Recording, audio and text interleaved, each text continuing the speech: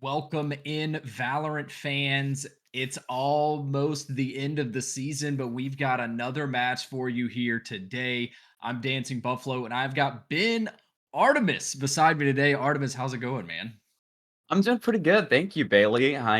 It's getting to the very final part of the semester for us at Mississippi State University. I'm studying for those finals, but thankfully I've got a break in store for me, and that's going to be watching this high-level Valorant gameplay in NECC Division 8 Valorant. So we're about to get into the game. We know the map pool.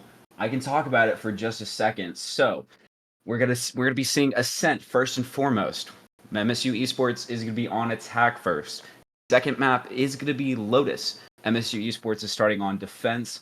And the last map, if it goes to a decider, it's gonna be Pearl, and MSU Esports is starting on attack. So we've seen these teams. We've seen MSU Esports play on all three of these maps.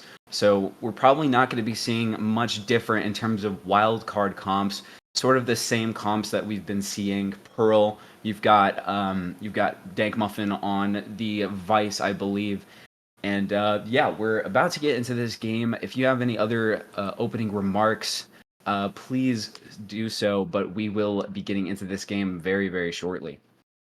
Yeah, we got an exciting one here.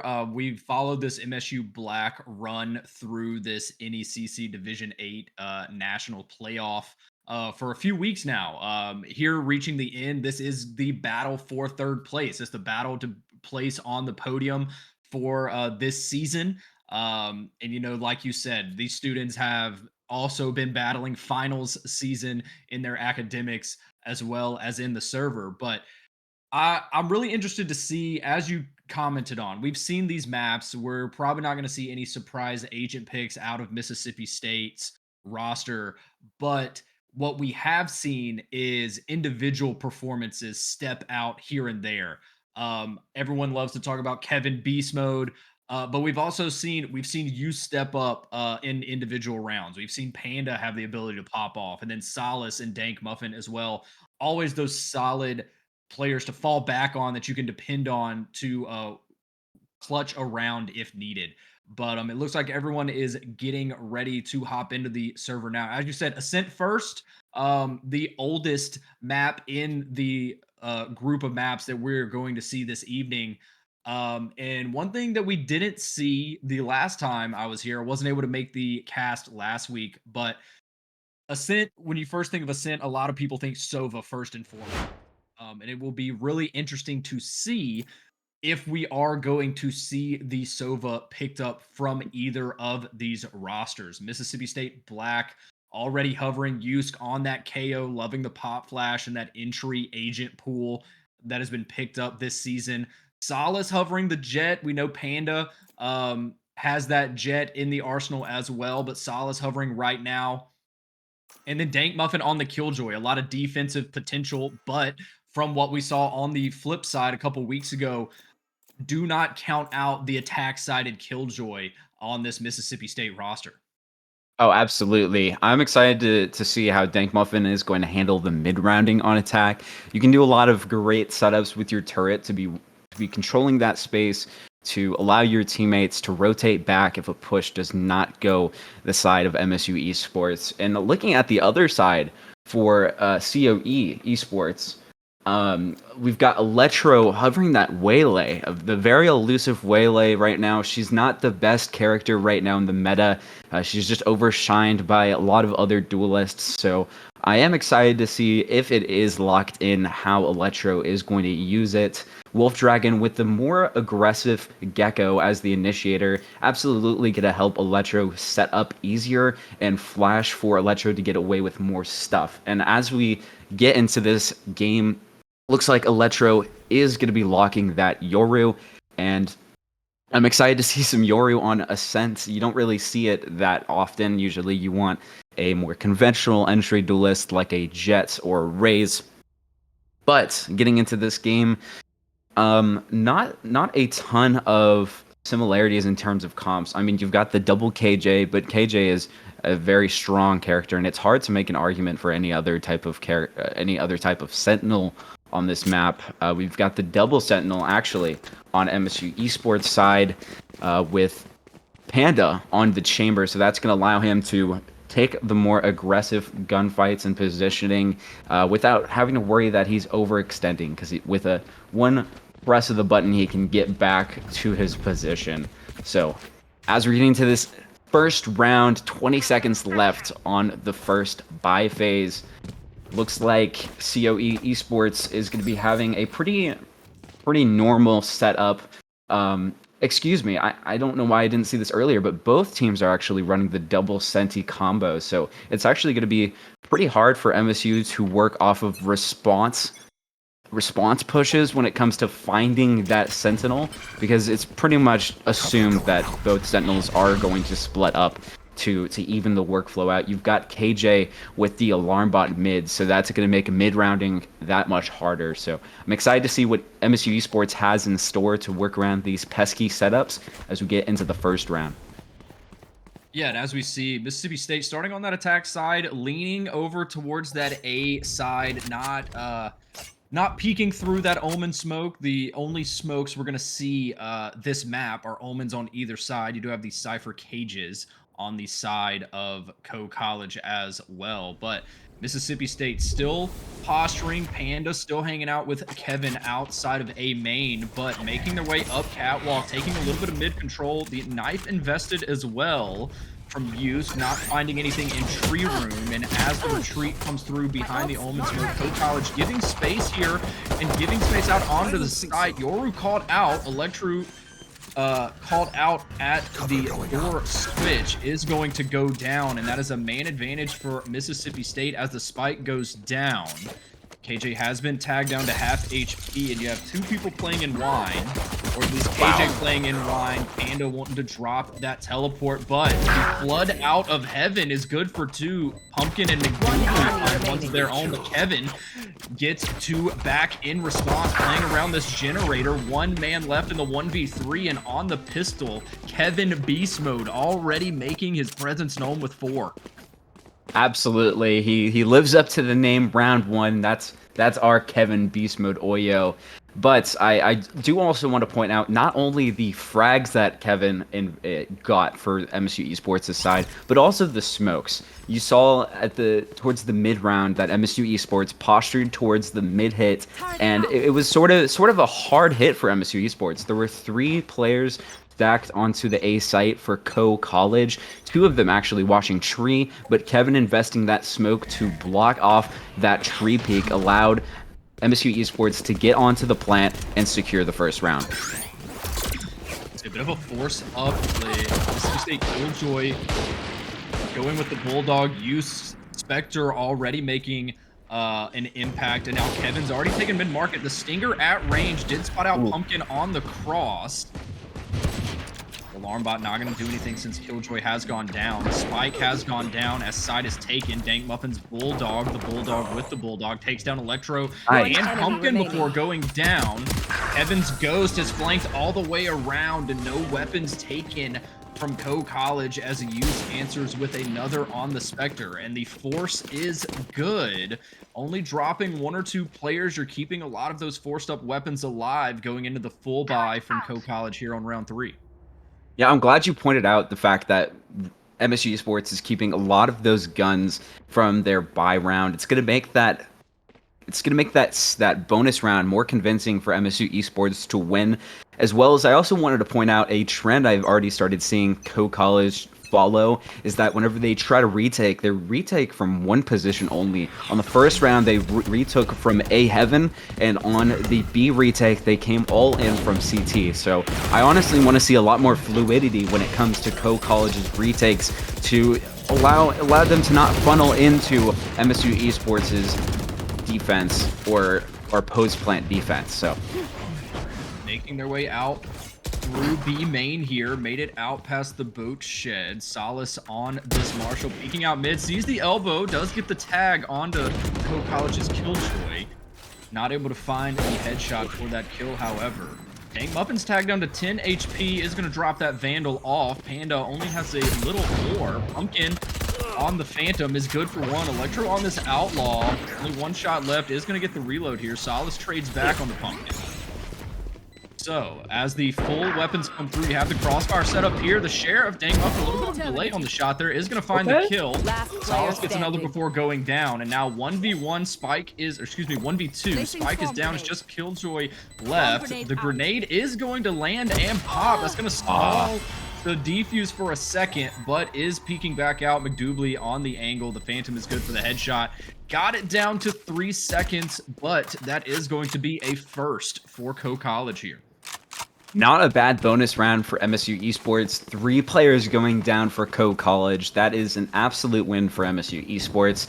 I like to follow the general rule of thumb as that if you get more than half of the players eliminated in your bonus round, that's a good bonus round. I mean, you're not buying any guns from the previous round. You're just keeping them from that second round where you bought. And MSU Esports doing damage to Co-College's momentum when it comes to that economy. So as we get into a more fair 4th round, let's see how both of these teams fare against each other in the meat and potatoes of this game.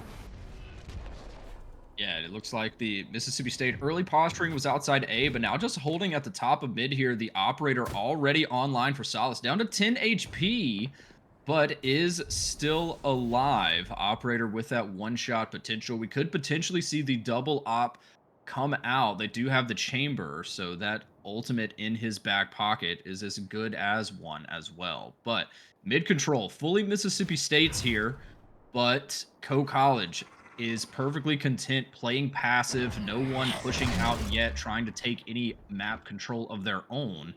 Now with 50 seconds left on the clock, Mississippi State smoke out tree. Getting pressured off the angle, not able to make it into tree room as he was smoked off in advance. BMC actually takes down Panda with the classic from range. The trades are coming through here. Pumpkin takes down Yusk as Kevin trades back onto BMC. Spike is going to go down onto A site. The last 3 members right outside tree room here. Do see 1 Nano Swarm preemptively placed on Spike, but a second is going to be kept by Dank Muffin. On the swing, McDoubley takes down Kevin in heaven and takes down Dank Muffin as well. So Solace may choose to save the Operator here. The heavy investment on that scoped rifle gives up the defuse to keep the rifle invested. And now with 3 members left alive for Co-College, they're taking a few more guns into the 5th. I think MSU Esports needs to work on their collectiveness when it comes to hitting that mid. Alex Yusk was alone with the Spike on that KO, very low HP, and Dank Muffin was just not there to trade him. He did get the plant down, but that is just some easy frags that you can avoid, or easy frags that you can take even if one of your teammates goes down. So as we get into this next round, I want to see some more collectiveness and some more team play. Especially in the mid round. We're going against, MSU Esports is going against a double Senti comp, and right now it looks like Co-College is doubling up on both the Sentinels. I'm not sure if both of them got caught yet. I believe they did, and that's why you're seeing a 4-man rotate to A. That's very good information off of Yusk's side. So yes, mid rounding is going to be extremely important as MSU Esports is running into a double Senti comp. It's much harder to just hit A main, much harder to split A main even then. So off the back of the KO ult, pressure up into tree room. Panda, nothing but the headhunter here, did not invest the gun, but headshot potential from the sidearm ability is here. Playing in the smoke, gonna be an aim duel. Takes a shot and gets away with his life. No kill, however. Oh, wow. Electro able to find the headshot onto Kevin, crouch walking around the look at the flank on Dank Muffin side there, but Dank Muffin had the flank, not able to find the shots. However, great hindsight and awareness from BMC, and now the 3-man flash out from Tree Room. Use good for 2. Very Bulldog, nice. however, Last and player Solace, standing. that operator that was kept over from the last round, does ring true. The 1v1 here. Solace Let's peeks go. out. Pumpkin tried to get it to half. Not sure if we were gonna fall off if you made it to half. The spike was dangerously low, but a 3rd round for Mississippi State pulls them back ahead by 1.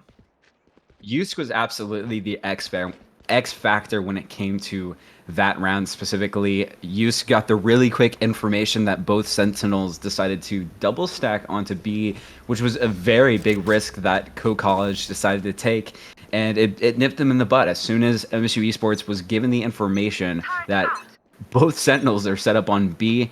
Easy sign to take that A presence, and as Co-College is walking up, zero fear in their eyes, getting 2 Gets picks. both kills, the Bucky Placing swarm grenade. headshot and then the Stinger close range off the flash. Placing swarm grenade. Not sure if Immediately. we're able to get any rifles off of that, but Mississippi State now down 2 members and trying to retrieve the weaponry off of the force. I guess you could call it a force or a half buy from Co-College there, but does pull at least one, if not both Vandals away from Co-College. But an aggressive move that pays off for Co-College, getting that man advantage here. Looking for the thrifty. Dank Muffin is going to dry peek into Tree Room. Does spot out Pumpkin. Doesn't hit the shots, however. The smoke in response. Mississippi State not respecting it. Going to push through it here. Takes down that Killjoy turret. So they are spotted out. The Paranoia as well is going to force Solace to use that dash. 30 Get seconds out left. dodge. Things come through here. Wow, okay. Right below window, and now even back up at 23 seconds left on the clock. Nanoswarm's coming through to delay the plant. They haven't cleared BMC out from underneath. However, the spike isn't down either. Solace is good for 1, but still hadn't 10 cleared seconds sight. left. Under 10 seconds here. Man advantage for Mississippi State, but they've got to stick enemy the spike. remaining. It was Oh. in the wrong position. They lost track of Electro, Clutch. and now out of time. Anyone else think they can kill a We will guy? have to see if the post-round kill comes through and does. Electro, 3 kills with the Bucky on the round, bringing the Thrifty and evening up the match at 3 rounds apiece. Yeah, it's pretty hard to win a round or even know what your next step is going to be when 2 picks are taken away from you without any trades, like immediately as the round starts. So MSU Esports seems like they're going to be slowing it down a little bit. Kevin Beast Mode Oyo is going to be playing that top mid right now. So we could possibly see a B split on our hands. But nevertheless, it is going to be a save round besides Panda, who decided Electro to pushing force up again, gets down mid, pushes up through tiles and takes down Muffin before being able to teleport away. And like you stated, that's another opener for Co-College with no trade. They got the knife information, and Electro again takes down Solace from Market.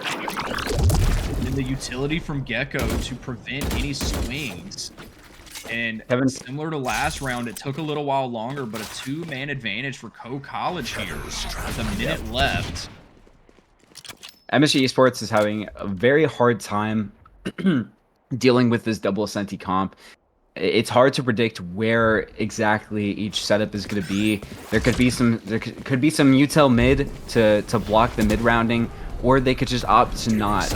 But it is absolutely allowing a very unfortunate mix-up for MSU Esports.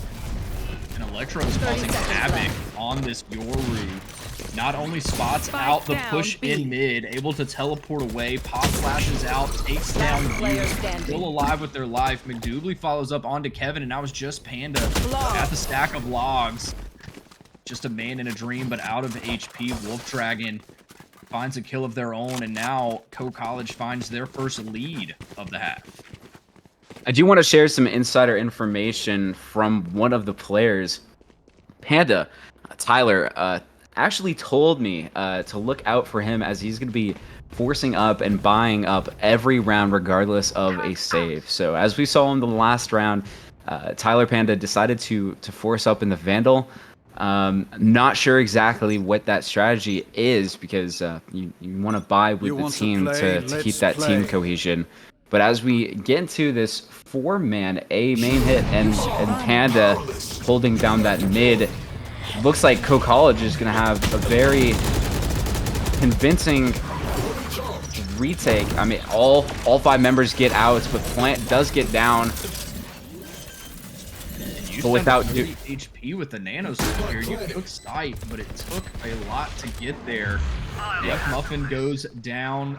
The chamber ult was invested, even though there was no HP or no gun investment on the round with the force-up last round. Now Mississippi State having to play a very odd 8 hold here. Panda's good for 3, and off of that Gecko utility, everyone else is healthy, and the defuse comes through. Panda was able to pick up a Phantom, but not able to find any use in that tour de force. Is going to have to drop the rifle off, is going to be able to buy for themselves. And now Mississippi State's in a bit of an odd buy situation here, down 2. Yeah, I feel like we're going to be seeing a timeout from the team captain of the team of MSU Esports, Yusk. Just sort of a refresher for them, I believe, is needed. There's not as much team cohesion as I want to see. And MSU Esports has to find a way around this double Senti comp. It's just completely blocking any of the options that MSU Esports can take in the mid round, in the lurks. It's just very hard to work around. I think Dank Muffin may have got a little confused there as Yusk was trying to take a gunfight with Electro in mid under the archway, but again, Electro able to TP out of harm's way. Panda wants to take the fight. Does have a bit of natural cover here, but Electro flashing themselves out. But Kevin with the Sheriff taking down Electro. He had been a decider in the past few rounds, and that's the first main advantage Mississippi State had on the first blood in quite a few rounds here. Yusk again on that KO, tagged down to half HP by the time they get to site. Barely able to stay alive through the nano swarms again outside the Jenny. But 1 HP, still going to get that plant down. Recalling my bot. Yeah, that is another ult charge as well. 4 players, all 4 players on the side of Co College are pushing out of this heaven as Yusk unfortunately ends his own life with the Molly. Solace on top of Jenny gets 2 of his own before going down as Kevin's on this lurk. 1 enemy remaining. Some unfortunate shots. Kevin is unable to play the 1v2 as Spike is not planted for him, and that wingman is just forcing him into a 1v2 while Spike is being diffused. So we saw some good bits. It was a weird buy for MSU Esports. MSU Esports got some early picks off of Electro, and yeah, I think this is a much better. It was a much better cohesive round than we've seen previously. So keep up that energy, MSU Esports. And as we get into this next round, Yusk looks like he's going to be throwing that dart and getting some immediate info. Does lock down Cypher. Knows that Cypher is playing there, so that's the one Senti that has universal. That is Co College's Senti that has universal util. So it Yusk might tell the team to go A and try and find a timing on KJ instead. And in the meantime, Electro had invested in their own operator, able to take down Dank Muffin. No more attack-sided Killjoy for this round. And I think a little bit, over the past couple rounds, it looks like there's been a little bit of miscommunication for Mississippi State. There's been 2 rounds now where in the post-plant situation, Spike has not been planted for where just so happened Kevin was the last one alive. Spike was not planted for him in that last round or a couple rounds ago. And even on the round where Electro had the Bucky and got 3, it was not planted. It was planted behind the Ginny and not out towards site where the rest of the team were. But again, Mississippi State, If it ain't broke, don't fix it. They've been able to make it out onto site multiple times now. But Electro's op finds another, and now it's a 2v3 left. Yusk again gonna get the plant down, is planting out into the mini boxes area this time. But it I looks like like they this are TP. going hunting. Panda is full flashed, is able to get out, but is close by, is gonna take down Electro, who's been the difference Last maker, player able to standing. avoid the Gecko ult and not keep Yusk alive. Is Oh, wow. able to stall momentarily, but the numbers game not on Mississippi State's favor, and that's another round for Wolf Dragon to defuse, and Co-College goes up 7-3 here.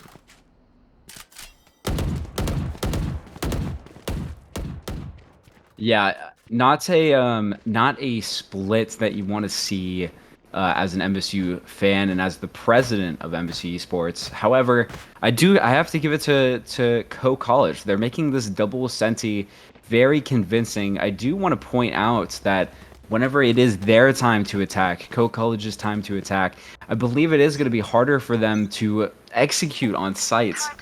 You've got 2 sentis, and yeah, it's gonna be harder to explode on site. Wolf Dragon crouching around the stairs, not an angle you see held very often, but is able to make it work there. Is going to give up sight. McDoubley takes down Yusk again. Last player Back standing. behind in the back of sight. Also takes down Kevin. BMC follows up onto Panda, who had yet to make it through the speedway, holding down sight with the Last operator. round in the half. And now an Last 8-3 abilities. score line Don't going waste into your the last firepower. round of the first half here. If you're Mississippi State, it's kind of like you said, you want to try to take as many off of this first round as you can, and then it's your turn to play defense with your Sentinel composition. And you know, you want to try to get this fourth here. 8-4 looks a lot better than 9-3. And you really want to get as many as you can on this first half, because the more you get now, the less you have to want get to later. play? Let's play. I want to see this op angle on Electro. Does get maimed and TP's out with his life. That is some good damage. Yusk immediately investing that ult, so that null command to stop any counter util from coming out. Unfortunately, the Co-College's KJ, BMC Sniper, is away from the ult, and it does allow him to... let's look at Solace here. Does get a 2-piece before going down to Wolf Dragon. It's going to be a 4v3 retake for the side of MSU. And the aggressive play pays off there. You have the main advantage. Spike is down. You've stalled out the retake. Now, Sniper is going to get that neural theft, but Yusk is good for another, running and One gunning enemy through remaining. the blind, but is able to essentially be a decoy while his teammates outside of main are able to take these pop shots and whittle down Co-College one member at a time as they flood it out. Last one left is Wolf Dragon, swinging around through tree room, didn't have the numbers, didn't have the time, and just like that, we are going to see the Switching 8-4 sides. score line as the halves flip. I do want to point out that just the nature of both of these comps, they do not play into each other. The both sides, Co-College and MSU Esports, decide to go with the initiator, both being KO on MSU Esports side and Co-College's Gecko. Now, I'm just saying, if we saw a character like a Sova, it would have allowed both of these teams to have more of an aggressive hit, allowing to break that utility that is oh so pesky for MSU Esports. So something to keep in mind for the next season, maybe possibly looking into Sova shock darts, very useful for a site like this. But yes, we're getting into the switch of the half. Looks like it's going to be a slow round, a default, if you will, for Co-College. Yeah, and a lot of things that we saw in the first half from Mississippi State was having to dry peek a lot of corners. You know, the only person that you really had 2 pop flash around was Yusk on that KO. And now on the side of Co College now that they're on the attack side. I mean, you have Gecko, you have Yoru, who obviously was a big asset in that first half, even on the defensive side. But we'll have to see what they're able to do here. Dank Muffin pops the nanos, not able to Very nice. anything off of it, is able to get 2. The reload on the classic, preventing a 3rd onto McDougley, but the door does go down, momentarily stalls Panda, and is going to allow that spike plant. But they call it Speedway for a reason. He is run all the way up there. The Ghost on one side, the Headhunter in the other. Now Kevin is here to join the party. It's a good smoke from Pumpkin, but spammed through is going to take down Use. Headhunter from Kevin, not finding anything. Madugli tucked away in the corner is good for 1. Now, 1 man left. The TP up is able to hit the shot, but not enough. Pumpkin at half HP, able to hold down the post plant and bring a 9th round to Co College on the pistol. Not a bad defensive round from MSU Esports. You know, getting down to that 1v1 situation, you can't be exactly mad at it. Dank Muffin got some nice early picks, just playing on site, gets 2 with the classic, gets out, turns into a 4v3 situation, and many rounds just end up being spray through smoke wins. So I'm not upset about that round for MSU Esports. It looks like Co College has also elected to force up with getting that spike plant and winning the round. A couple of SMGs, the auto shotgun, if you will. Solace's Sheriff not finding anything mid. We'll have to see if the call is going to be to push up and try to take that information and peek out of piles. The alarm bot is going to spot out as it goes down. The push is coming out onto site. Dank Muffin able to stay alive, but the auto shotty had other ideas. Electro and this Yoru doing so much work here, and Solace broke the door. Oh, wow. Electro was there and is actually able to double up with 2. The 8 shots in that drum just rings through so fast, and at close range it just melts through your HB. Yeah, there's not much you can do against a full buy round like that. The best that you could probably do is get a couple picks off and get some cheeky timings. But as MSU Esports is getting into their first full buy round of the half, full Vandals and 1 Phantom is going to be coming out. 2 on full shields, 2 on half shields, and 1 on a regen shield from Dank Muffin. So getting into a much more fair and balanced half. Let's see what MSU Esports cooks up. We got Panda already up on the B main presence. So that's absolutely going to signal to MSU Esports that it's probably going to be an A hit. Yeah, the alarm bot is going to force Panda back, as you can see in the mini-map, while the 4 members of Co College are posturing out towards that A site. The call is going to be made there. There's the Gecko flash through. Kevin is good for 1, is going to paranoia and respond, but not able to hit enough as Wolf Dragon takes down 1, and then Pumpkin follows up onto Use. Panda, however, has made their presence known, is able to get the Lurker in BMC, so it is an even 3v3 here. Spike goes down. Solace trying to not over peek here and get caught out. The Pumpkin holding the headshot angle. Great crosshair placement there. The door is down. Dank Muffin's going to have to break it there. That allows Co College to know they're at least 1 in the tree room. And outside the range of the trademark, a 1 shot takes down Pumpkin. The pop flash from Electro maybe not have been for Panda, but is going to do a little bit of damage. Very nice. Gets another and a third. Panda takes the round into his own hands and is good for 4, while Dank Muffin gets the defuse. Very good gunplay from Panda. Will biding his time, Dank Muffin biding his time on that tree, just allowing Panda to do his thing and providing support if he does go down. Finds a nice little angle off of the Omen and does his own work, finding the Lurker on KJ. So very, very valuable round. Absolutely, without a shadow of a doubt, Panda was the X factor when it came to winning that round. 10-5 right now, 5-round differential. MSU Esports has quite a hill to climb, but it is not the Matterhorn. It is not so steep that you can't make it out. So let's see how MSU Esports can make a comeback. Looks like the gamble is going to be to swing around to B, at least with Yusk, and it may have been the wrong call. Panda holding down mid from tree room, but how long before he realizes the call is made out onto A? And as the members flood out, Panda not trying to take out the entire team on their own. McDoubley does go down Spike planted. in mid. So that is now a man advantage for College. Mississippi State's going to have to figure out something on this retake. Evan's going to put the smokes out. It's going to allow Mississippi State entry out onto the site. You're going to have to fight through the nanoswarms, however. That was an alarm bot to make Kevin vulnerable.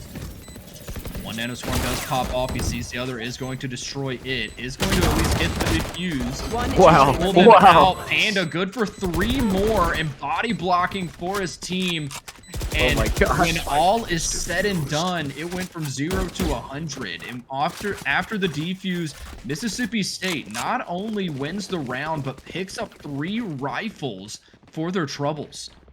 Panda's 7 picks from the last 2 rounds makes him go from 0, the bottom frag, to the hero of the roster on MSU Esports side, absolutely providing that hope for MSU Esports, and I'm sure that's got to feel good for their side. Panda, like you were saying, providing that body block, but also getting 3 of his own.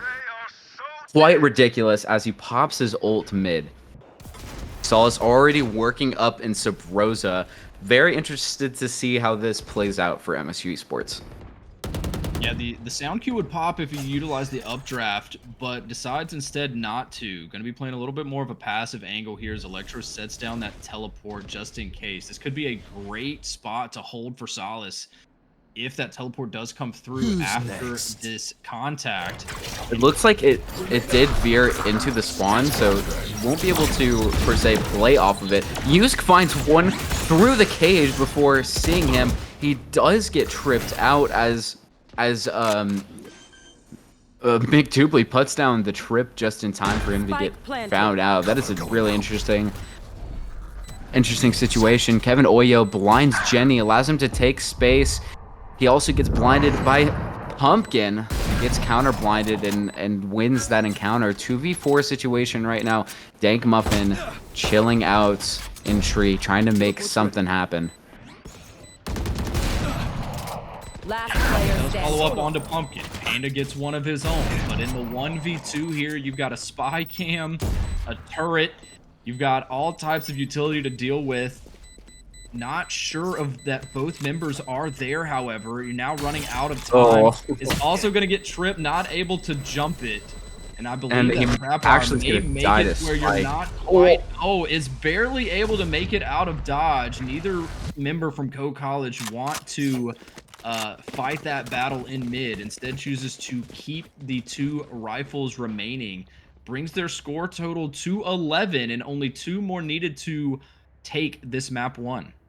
No, College does not want that smoke. They know what Panda is capable of. Currently sitting at 15 and 11. Also, both of these teams' economies are pretty fragile at this point.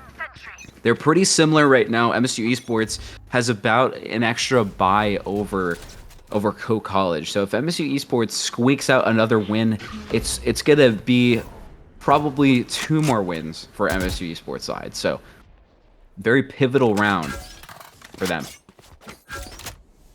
A lucky dart there. I say lucky. Solace gets spot out past the smoke. Yusk able to get the opener onto Electro, and who better than to get it out onto the Yoru. He has been their initiator for a lot of these A-site hits. Yeah, he's also, surprisingly enough, he's also Ascendant 1 in this division. Pretty ridiculous to think about, that even in this division, we've got Ascendants. Panda's going to have to be good for a couple here. Playing close, but Solace actually may take it away. Is the spot? Knew there was at least one in catwalk. Yusk is going to slash out one, but does see the smoke is there. However, Spike is going to be retrieved. by Pumpkin. And now man advantage still on the side of Mississippi 30 seconds left. State. But both members of Co College sitting mid here behind these smokes. 20 seconds left. I'm not sure if they may just want to play for picks here, try to save the rifles, hide behind the spy cam to see if there's anything going on. Use Knife isn't going to see anything 10 seconds outside left. of tree room. And it looks like Mississippi State are going to be content. Take the 3 rifles, take the round win. And it looks like Co College, knowing that they don't have the economy going into the next round, going to save the 2 rifles they can. And oh my goodness, what was that? You know, your guess is as good as mine. Ever since the introduction of the flex item for Valorant, I've been loving its feature. You know, in the last battle pass, we got the Tac-to-Bear, which was a very wonderful flex for being free. My game theory is that it was actually going to be a part of a paid bundle, but Riot Games, being cautious as they are due to backlash from previous bundles. I'm not naming bundles, but yeah, very happy with the new Flex edition. It's very funny to pull out your stuffed animal as soon as you know. When you need to Destroy. when you need to de-stress post round, Panda does Yes. flash. Does It's also aggression. have Use there. I think Use was the only one that was spotted. Panda not able to hit the headshot, but obviously sees a couple of members there, and Co College deciding instead to retreat around. Let's look at BMC Sniper. Look at this. Big He's lurk all- up mid. Not sure if Kevin has heard it yet. Kevin's still looking top mid. Not sure if they're going to be expecting the one market. A little bit of noise made in bottom mid, trying to bait out the market player. Kevin going to spam out that smoke. BMC Sniper swings out. It's going to get a free kill, and all of the other kills outside of tree room going the way of Co College as well. Panda is going to shut the door, play his life, but the call has been made to send it to B. And this right decision as well. Dank Muffin 30 had seconds left. started the rotation Grenade out. towards A, but is going to come back in That's time. done. Takes My down ultimate Electro is ready. before the teleport can come through, and is going to stop the rest of the team. At least sees them coming outside of B main, but all of the utility to stall Dank Muffin. A smoke, a cyber cage, and a nanoswarm 10 just to seconds left. let them Spike get out planted. onto site as they were under 10 seconds left. DMC Last Sniper player is standing. low, but McDoubley with the headshot is going to make this a lot harder of a round for Panda. He's got a 4K earlier, but is he good for another? Spike already down both stairs and Speedway. Oh wow. Covered is going to be chipped down below 50 HP as well. Spamming through the box is going to chip away a little bit of damage from McDoubley, but looks like going to be playing for exits here, trying to do as much damage to the economy as they can, but isn't swinging wide enough in time and is just a little too late on the draw there. Does get out of dodge. McDoubley does go down to the spike a little late Match to point. get out there, but it is now match point here, 12-7 for Co College in this best of 3. Yeah, disregarding the infinite amount of overtimes that can be hit, MSU Esports has to win 7 rounds in a row. And as we are currently looking at these two enjoying their dinner, they're going to be having to cook just exactly like that beautiful dinner that we're being shown right now. MSU Esports is going to have to cook up a plan to find some picks, but unfortunately, Panda, who's been found to be the X Factor, goes down from Electro. Yeah, that is a huge first blood for Electro. Yusk is going to pop You the should KO run. ultimate as well to stall. But as the Bomb attack-sided grenade out. Killjoy ult does come through onto that B side, it's going to be a free site taken as well. Dangmup is going to give it up and play with the post plant with his teammates.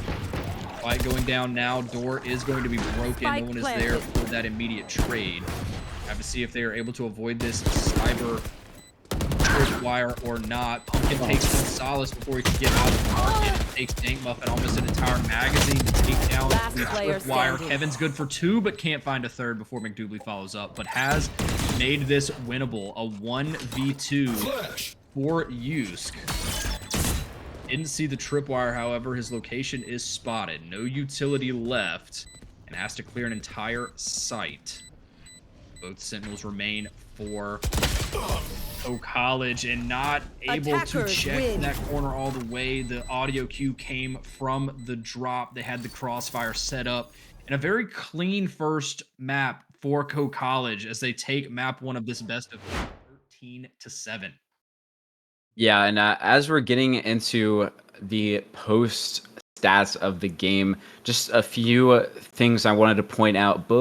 All three, Electro, Pumpkin, and McDoubley, leading when it comes to average combat score. Electro with that 305, Pumpkin with 270, and McDoubley with that 237. There's absolutely a just kill disparity right now when it comes to the game.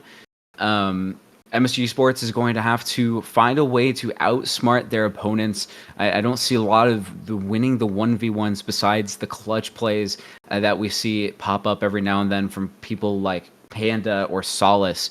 So don't go anywhere, but if you do, get some water, get some popcorn, use the restroom if you need to, but we'll take about 5 minutes and we'll get into the second map for the series. Currently, College 1-0 against MSU Esports. We'll see you soon.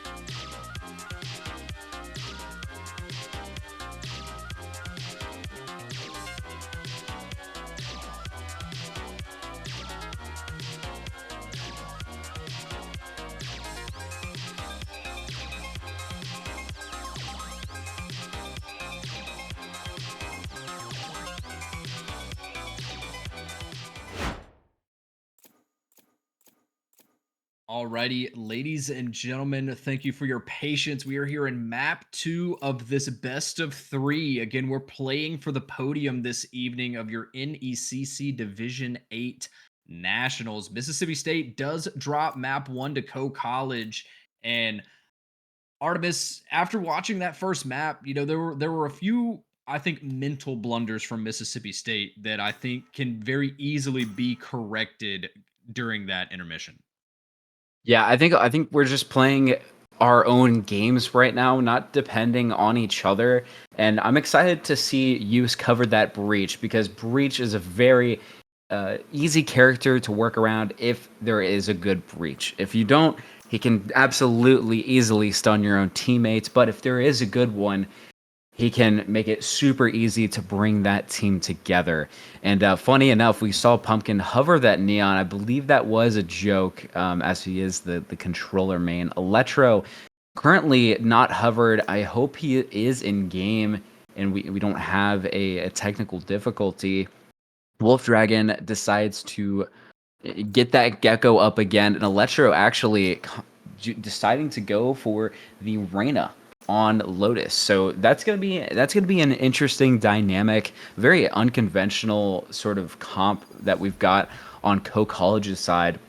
You sort of want that explosion when it comes to the duelists like Jet or Raze or Yoru. Yoru is very convincing on this map due to what he can do in like mound on defense. You can throw some really goofy flashes to flash the attackers. But Electro is going to have to find some space while also being the sole duelist. So I'm excited to see how he figures that out. But if we look on the side of MSU Esports, Rob Solis is going to be on his comfort pick ISO. As we know, he has came from CSGO, which is a all-aim game. And as people know in the community, ISO is an all-aim character. Besides, getting the shields that make those 1v1s easier, you basically have to have good aim to capitalize off of that agent. So I believe that MSU Esports side is going to be more comfortable going into this game. Yusk decides to stun immediately to get that rebel control as there's a 5-man walk-up on B. Yusk, the sole defender, gets some chip damage off of Wolf Dragon as Plank goes down.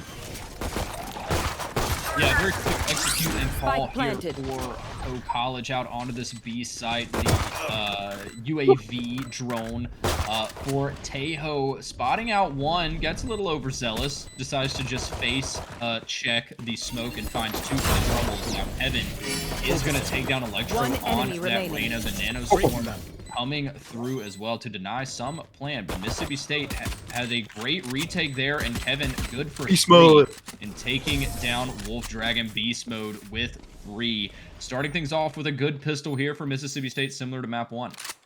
Yeah, very similar to map 1. Also similar in the sense that Kevin Beast Mode Oyo got a multi-kill on both sides. It was a 4K last time, a very respectable 3K on this side. I very much like the fluidity that MSU Esports brings right out of the bat. We've got Alex Yusk understanding that he can't play that map by that site by himself, gets off so that he can play with his team as rebel control is being taken again. All 5 players on Co-College are ready to respond. Yeah, we see the Rays for Mississippi State pushed up really far right outside the smoke. We do see the SMG in hand. You also have your Omen back there behind you to play support as well. But for Co-College, we'll see when the timing is called and maybe on the smoke dissipating. Yeah, we're there with the Gecko line. But the boom bot from Panda, good for 2. Wow. And Kevin, the headshots on the Spectre, good for 2 more. Just Electro left is going to be paranoid out. And Panda and Kevin clean house outside of Ruins. Yeah, very nice. You like to see that sort of buy round for MSU Esports. Very low casualty amount on MSU Esports side. Getting into this next actual buy round for Co-College. Funny to see the tab right now. Electro, the only one with a kill. Wonder if he's shouting to his teammates, "Hey guys, I got my one. Where's y'all's?" Everybody else on Co-College is named Owen at this point. As we get into this third round, a more fair round for both sides. Well, I would not say that actually. If we look at the buy for MSU Sports. Yeah, still bringing some of those SMGs over. I'll be really interested to see how the composition for Co-College impact their calls, because when I think Reyna, I think of very like isolated individualistic playstyle. And we saw a decent amount of that with them on the Yoru as we do see the trades coming through out onto A main here. Pumpkin gets onto Heaven as they were all by their lonesome, that paranoia giving their position away. But you know, I think Electro can do a lot on this Reyna. You know, you just kind of pop flash your way out, you get your one, you either overheal to continue fighting, or you have that that like fade ability where you can just kind of get out if need be. As we see Solace go down to a headshot as well. You spotted out on site, but Spike is on B. So I'll be interested to see how much impact Electro brings to each round themselves versus how much the rest of Co-College is going to play together. And here Electro has the flank. Here's the footsteps. Oh, this is a couple of tap shots onto Dank Muffin, and Dank Muffin makes them pay. It's down to 5 HP.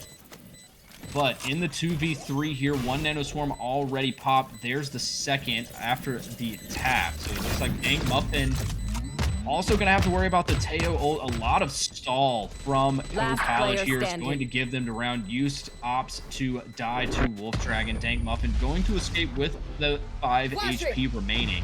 Is going to take that Phantom into the next round, while the rest of the team should be good to buy. But as I was saying, as Co-College goes up 2-1 here, I'll be interested to see how the rest of their team in their smokes, their Sentinel, and then their Tejo are able to, you know, work around Electro. I would assume Electro is kind of similar to that last round. Going to be on like one-man missions for a lot of this map. If not just the attack side, we also saw it on the defensive side of Ascent. Yeah, Electro seems to be filling the spots of the half lurker some rounds, sort of getting rid of the necessity for BMC Sniper to be lurking, and allows him to play closer to his team, allows the flank watch to be stronger, and allows him to play for trades while Electro does his own thing. So I'm interested to see how this pans out for Co-College. There really isn't a, you know, conventional duelist when it comes to entrying for Co-College, but sometimes Electro is with them, sometimes he isn't. I guess it just depends on the round. Now it looks like the pop is going to be outside of the here. Solace also out, not able to get away. Gonna pop the temporary shield, but not able to find the kills to get the refresh. Goes down to Doobly, but Electro, who had popped the Empress, I believe it had run out, is going to go down to Dank Muffin. Man advantage still Mississippi State here in the 4v3, but they were able to hit the swinging door, and BMC Sniper one before going down. And ready in wait takes down the last two. And Mississippi State able to take a third round. I will say that Reyna had a relatively recent change to her character's ult. That Empress actually is permanent for the round. There were complaints about Reyna not being able to find that much value, especially in the mid round due to the ult. So it is actually permanent per the round, and her shield, her overheal, actually is permanent now. It's a relatively recent change. I would say maybe 4 months. Did see it not have much effect there. The utility is going to stave off Panda's aggression. We do see the showstopper ready in wait. double blast pack in hand as well, but walking away is Coe College. Looks like they're going to be going towards the B side yet again. Oh, look at Rob Salas. Let's look at Rob Salas and Dank Muffin. The Vice utility able to cause Electro to be forced out by themselves, but is able to get one and a second onto Kevin. Dank Muffin good for 2. Salas not able to squeak through the door, however. 3 members apiece left alive. Nice black pack usage, able to avoid the headshot angle momentarily. Very Slow nice. goes down. Salas takes down Electro, and now 2v2. But this entire time, Spike is going down. Double tap has been used. No shield left. You got to get a kill if you want it back. Ooh, Not able to find it. It is close. 1 HP left for Pumpkin, but still playing passive. 1 enemy remaining. Is able to get the kill and the second on to BMC. That's 3 for Solace, and again the defuse coming through for the teammate. A 4th round here for Mississippi State, and a stronger showing here at the beginning of this map than map 1.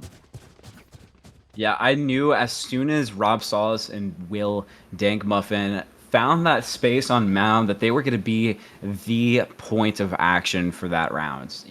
Whenever a attacking side is hitting B, taking that space into door is very, very strong, especially paired up with that Vice wall. It stops the take from happening and allows that window of opportunity to get any usefulness from the door take out. Panda unfortunately whiffs his Vandal shots, goes down to the classic, and Kevin Oyo a similar story against McDoubley. Very unfortunate rubble take, responding to a 5-man A take. 3 players already in tree. Yusk goes down. 2v5 retake extremely quickly in the round. 3 players have good weaponry. After a great post plant and retake for Mississippi State on the last round, not able to find anything on this one off the Thrifty from Coe College. They have 5 men up, and Solace left in the 1v5 post plant, probably just going to play for exits here, but that's free guns as well for Coe College. See 3 members down to 1 HP. One of those is a little deceptive. Electro was down to 1 HP previously before overhealing.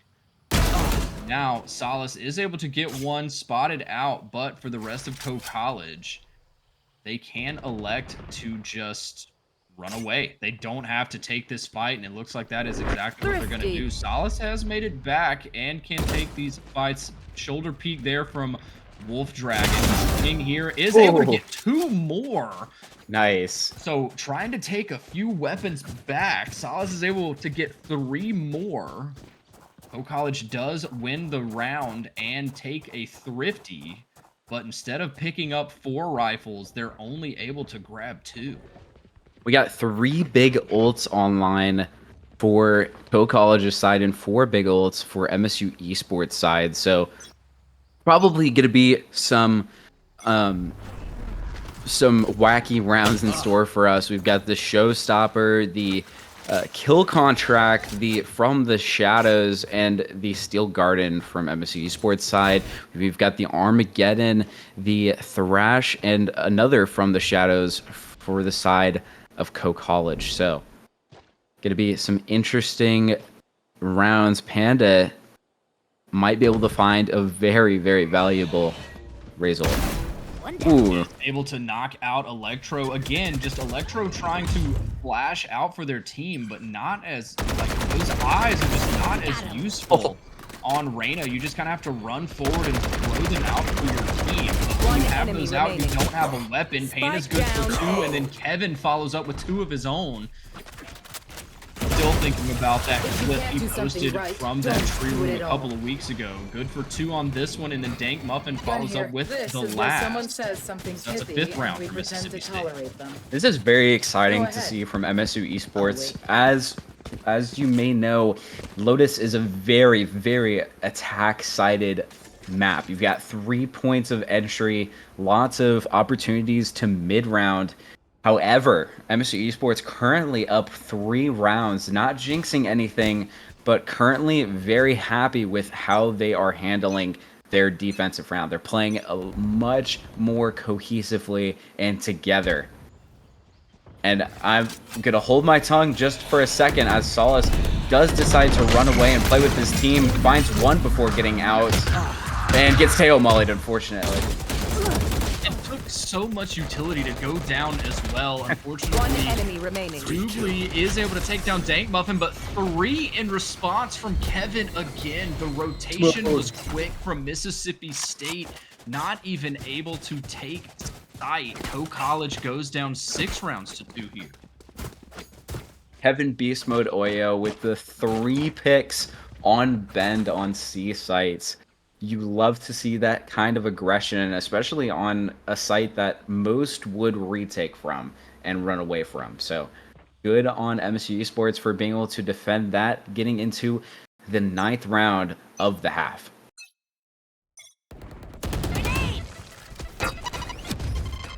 Again, the familiar utility outside of Rubble here, but DancingBuffalo takes down Electro very early in this round. The call was to be aggressive outside of Dirt Mound, taking a lot of space, and now the Killjoy Tyler ult.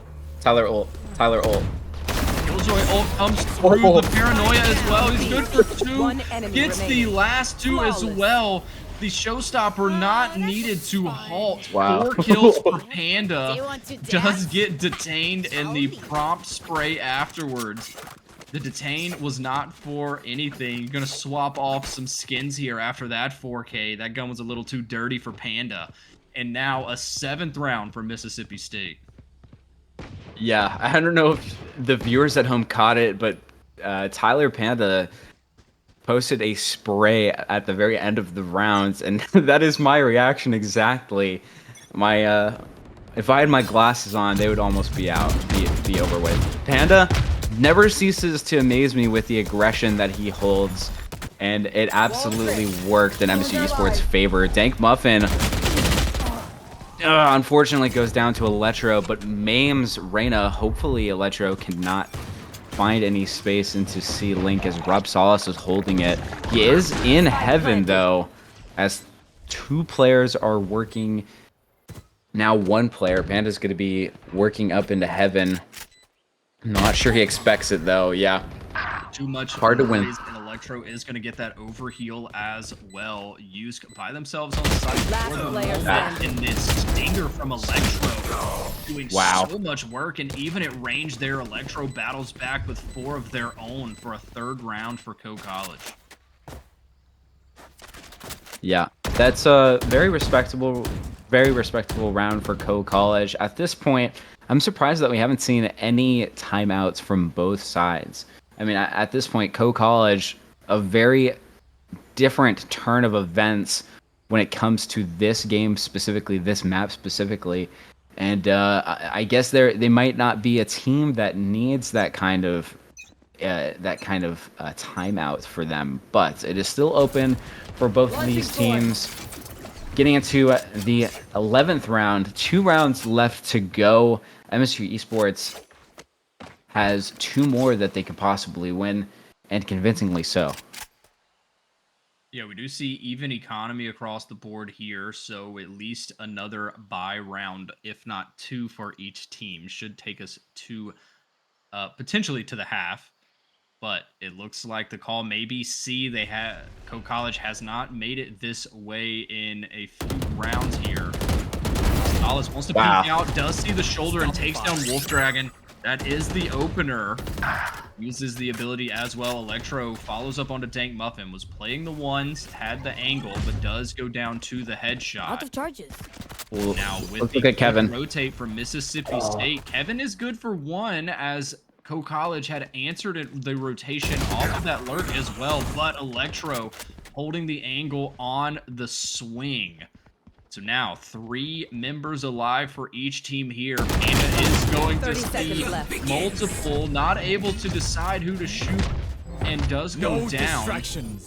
Solace is going to invest the 1v1 ult Spike here and planted. does grab Pumpkin Nice. and gets the kill. Last Evens player things back up standing. at 2 members Well fought. apiece, but Electro, 4 on the round and 1 left. Solace pops the double tap, and in the 1v2 is going to have to play quickly. It's making plenty of noise, but has the double tap but into the Empress. It's an ace from Electro to give Co-College their 4th. Last round. Yeah, very before the rare to switch. see a Empress Reina play for tap fire, but that's pretty much how you want to play a double tapped ISO. A very interesting decision for Rob Solace. He decided not to pop his not his undercut, but his double tap before he gets into his kill contract ult. Usually you want to do that to give yourself an advantage in the 1v1, but it almost served to be his favor because that double tap ran out and he had it for the 1v2. So I wonder if there's any conscious decision making when it came to using that ability or not. He just, believed in his own 1v1ing skills, I guess. Trades on to DancingBuffalo. Masala's playing on the dirt mound. Evens things back up with a 2-man advantage for Mississippi State here. Oh, yeah. 2 One in the last enemy one of the remaining. half. Solace gets another and then used on the rotation, is able to get another, and it's an 8-4 half for Mississippi State here as they swap to the attack side. Yeah, we're seeing a very different side of events for MSU Esports, and I'm here for it. Currently in a 4-round deficit, Co-College is, you just had me, you caught me speaking Yoda language. Hopefully everybody enjoyed their May the 4th. Anybody celebrate? Anybody watch any Star Wars events? Any Star Wars events? Star Wars movies? I played Lego Star Wars The Skywalker Saga. That was pretty fun. I enjoyed myself. I literally there. was playing that yesterday. I picked it up on the Switch. Yeah. And I've been playing through it over the past Pretty week. good. Yeah. It is good. I had The visuals are crazy. I had Lego Star Wars the original trilogy. Yeah. The GameCube growing up, and The GameCube port. That is wild. Kevin Oyo getting 2. like Evan Oyo on the pistol. He's been a menace. He's a classic man, ladies and gentlemen, and it rings true with 2 there. That is a 2-man advantage, and he gets a upgrades to the Ghost and gets a 3rd as well. But guess what? He's on B. Spike's been planted on A. Kevin's The on Ace last Watch 2 right now. One members enemy remaining.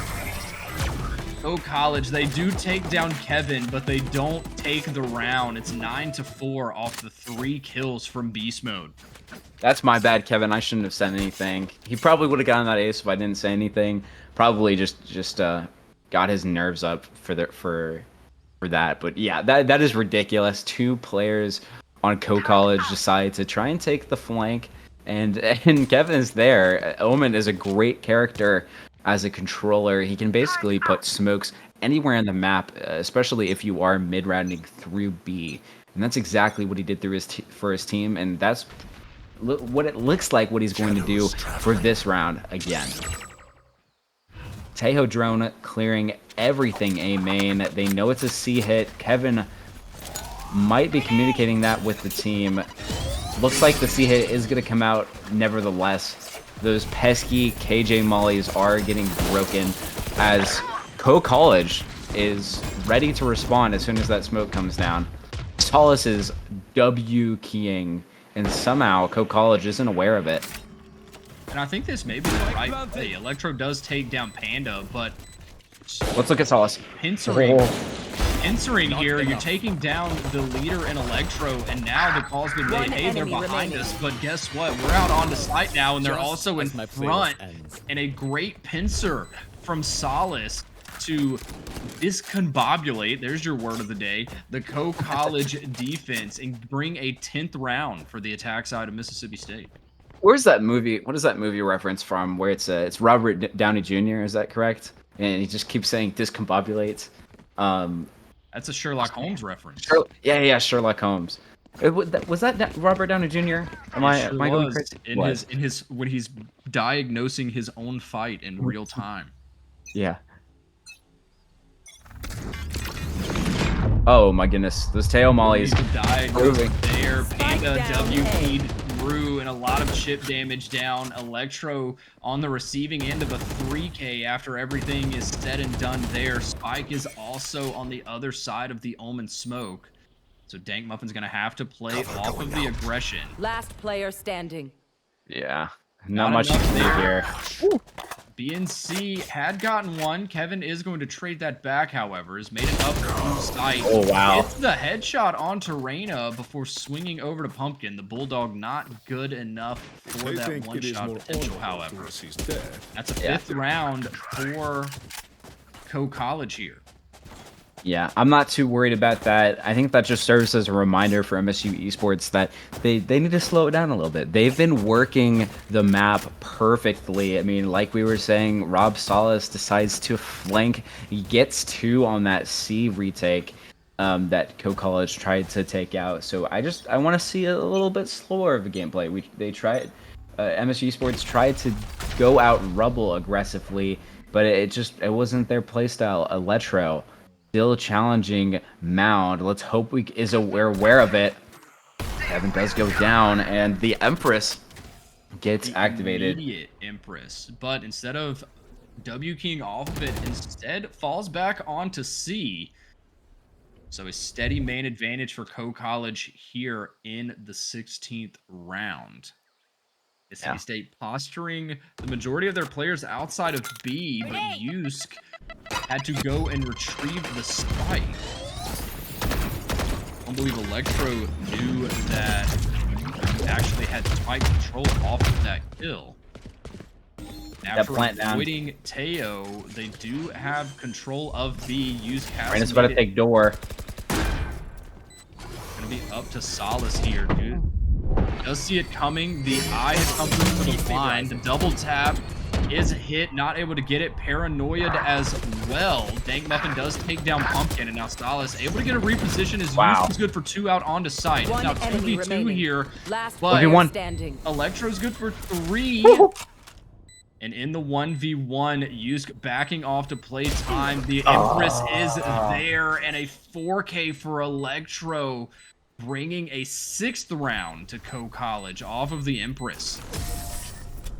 Electro is just honestly shining above the rest of Co-College at this point. 23-12 right now. Almost a KDA of 2. I think that's like a 1.96 if we're doing the math there. But absolutely ridiculous gunplay. Not sure if he came from a different team and maybe he's a sub, because sometimes that happens. But yeah, he is on fire today, and you know he is the X factor when it comes to the rounds that they are winning. He got a 4K last round, and he got a 3K on the previous round that Co-College won. The breach ult is invested, but we're not clearing the close left corner. Now the spam through the smoke takes down another. Panda's good for 1. Kevin out is going to check out some C site, a little sightseeing, if you will. Is going to find Electro here. Didn't have the crosshair placement. Spooked each other. But when the bullets stop flying, Electro's still going to be healthy after that overheal. And now a 4v2. Looks like Co-College may be in control of this one as well. It really just seems like Electro is just... They had a strong performance on the map, but a last player standing. Stinger kill. Not expecting the second in Wolf Dragon. Does go down there, but it seems like on this Reyna, Electro is almost just pugging in this match. You know, they're just swinging what they want. They didn't have the best offense. I mean, they had a good offensive side, don't get me wrong, but there were times where they were called out trying to flash for their team. And it seems like on this defensive side, they're just playing a lot more for themselves, flashing themselves out, taking space themselves, and finding a lot of value, winning a lot of their duels, and has brought what was a 5-round, if not a 6-round deficit back to a 10-7 scoreline. Yeah, Electro seems to be playing a lot for himself, and that goes to show, like you were saying, on attack, it's hard to play with a duelist that plays for themselves on attack. But on defense, having a self-sufficient duelist like that, you just throw them wherever you need them to go, and they're good for like 2 every round, basically. So It is absolutely a benefit for them now. DancingBuffalo, seeing the blind come from Waterfall, is trying to spam for the boxes, but not there as a matter of fact. Making a lot of noise. 4 players already rotated over, trying to break some of that KJ util. 2 ults get invested, 3 about to be. The Steel Garden, the Rolling Thunder, and the kill contract. Solace not finding any of them. Glaring sight, but at what cost? Mateo ult coming from Co-College is going to make this attack very hard. Electro finds 2 just from spamming. Empress comes out again. Solace canceling it out. Cancels it out, but has a man disadvantage. Is the only one onto site. Trying not to get spammed out, however. Down to 2v3. The Boombot's going to find one. Solace is 3 and a 4th. Panda sniffles away the ace potential, but does give Mississippi State an 11. And now with just 2 rounds away, that was it got a bit dicey there, but Solace, a 4K of their own. 19 kills to his name. Panda following closely with 18. But again, Electro 27 leads the lobby. Yeah, it's very big disparity. I mean, if we just look at the kills for both sides, only person that is sort of lagging behind, but is still providing util and openings. Wow, look at that pick from Beast Mode Oyo. One tap.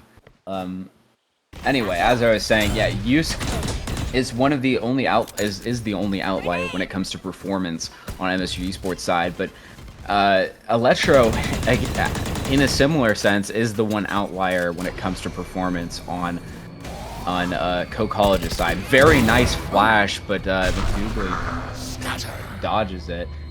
Defender side KJ ult is coming online, but a very smart ult from Kevin Beast Mode Oyo comes out, and they've been left duped. Ooh, a lot of broken fights here. We see the open there. The Guardian from BMC takes down DancingBuffalo to let people know that they're going to be coming from the A main spot. Kevin down to 1 HP, going to play their life, at least play a little contact. Still have the main advantage, does Mississippi State in the 3v2 here. But yeah. Wolf Dragon. Looks like the call is going to be made maybe to save here. Yeah, save the rifles. You give up the 12th. Now you're just going to play for the overtime. And if you're Mississippi State, that's probably best case scenario. You're going to keep 3 guns here. You're at match point in this best of 3. You drop map 1, but now you're 1 round away from forcing the map 3. And Kevin Oyo goes down to the turret, add a kill to BMC stat line. But that just goes to show you could have sneezed on Beast Mode and he would have fallen in that round. Yeah, but nevertheless, Kevin showing that aggression, even when sneezable to death, he is challenging his own smokes, and we love to see it. Kevin, probably the most consistent player for MSU Esports side. I mean, he has just consistently found value in his rounds, whereas Panda and Solace can have rounds where they go silent a little bit, but yeah, just consistency is key in this game. McDougal has a very, very nice shot off of Panda. Unfortunately, goes down, runs away. KJ setup is on A, so it's going to be hard to run into this. Electro finds one of his own. Very convincing 8th round 3v5 situation right now. It's going to be pretty hard for MSU Esports to find this win.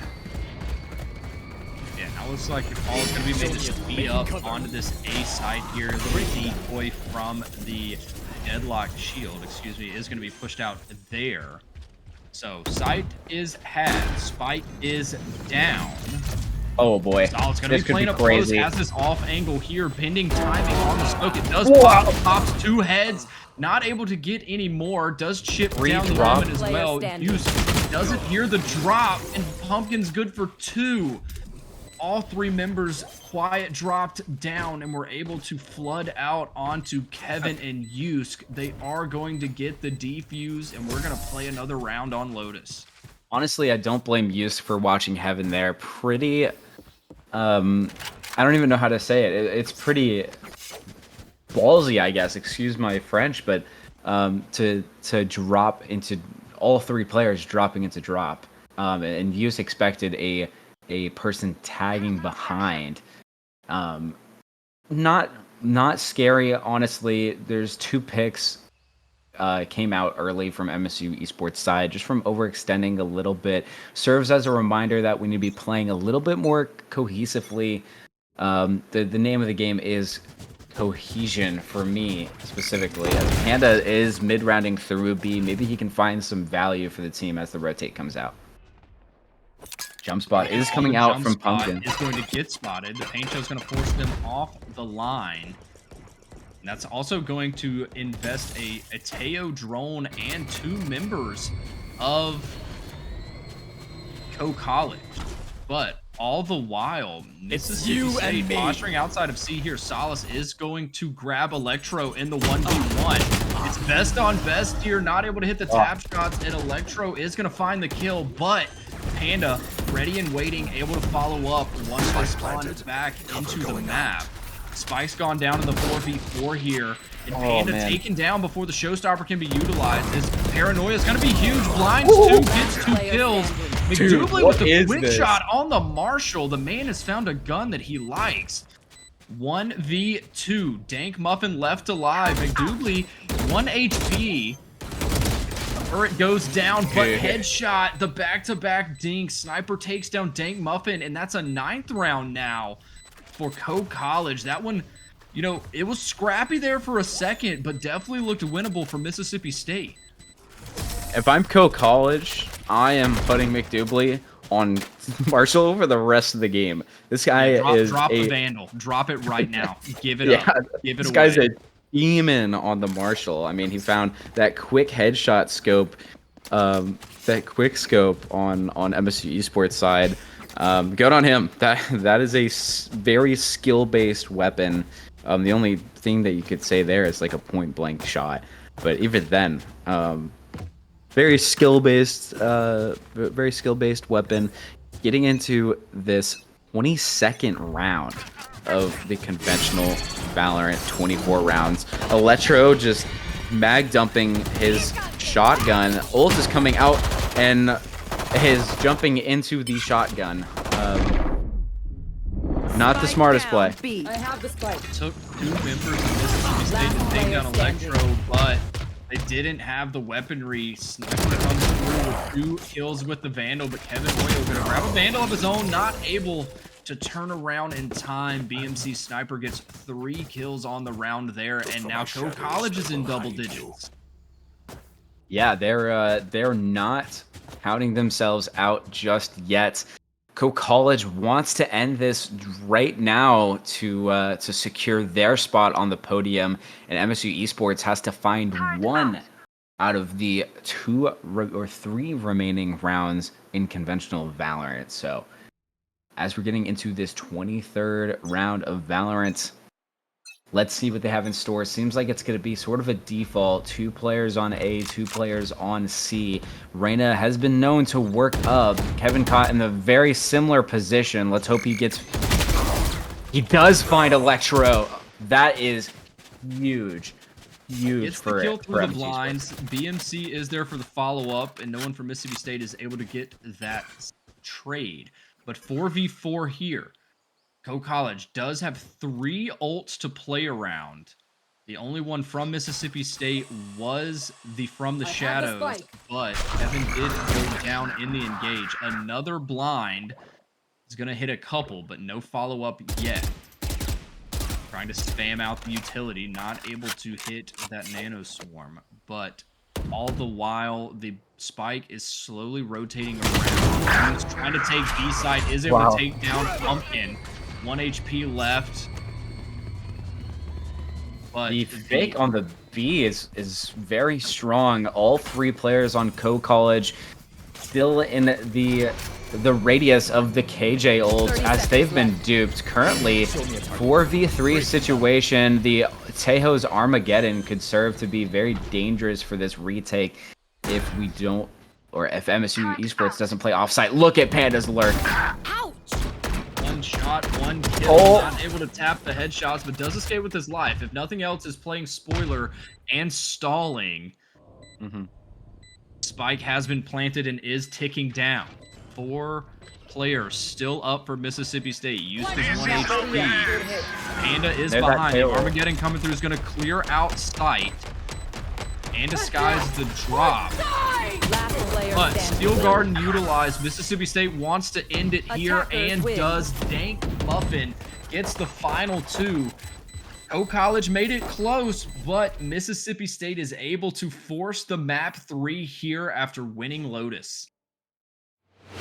Yeah, that was an interesting game, especially considering the map that was played. Lotus, normally a attack-sided map, but both sides tended to struggle when it came to their respective attack side. MSU Esports had a very convincing defense on the first half, but struggled to close out the game after going 8-4 on the half. They needed to find 5 more rounds, and they did squeak it out.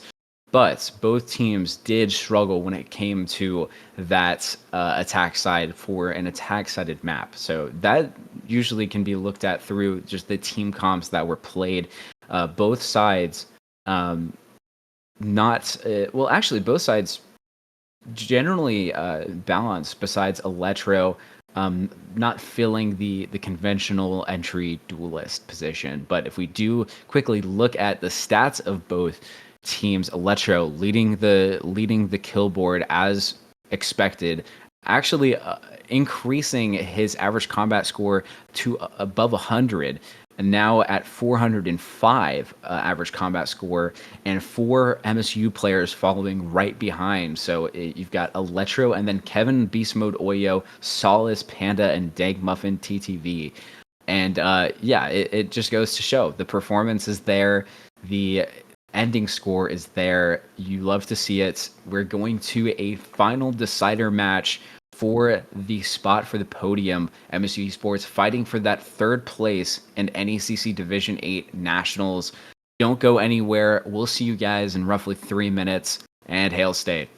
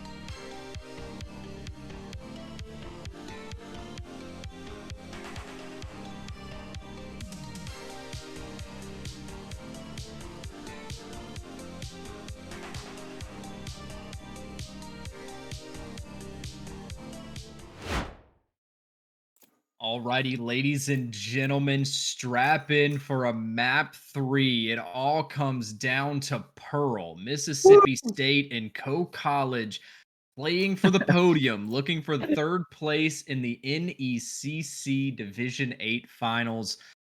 Artemis, we've had a good one so far. Yeah.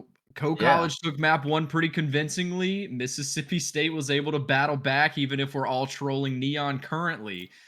Yeah. What are you looking for in map 3 for to be the decider? What I'm looking for MSU Esports to win this is to be aware of mid. I gave them a little pep talk before the game started. They need to be aware of mid. There was a player specifically, his name was Blastbacked, on one of the last times we've played Pearl, and they were just really good at mid rounding and finding the gaps in mid, that either that being on A link or art, excuse me, or B link. They would always find a way through connector and allow their team to rotate through, and it was just hard to see. So especially I want the MSU Esports to focus on that mid rounding, and as the locks are being put into place, Panda is actually going to be on that Neon. That breach in Neon can be very disgusting. Both agents have their own stuns, but there's a lot of synergy to be made between breach and Neon. On the side of College, we've got McDoubley on the Teo like usual.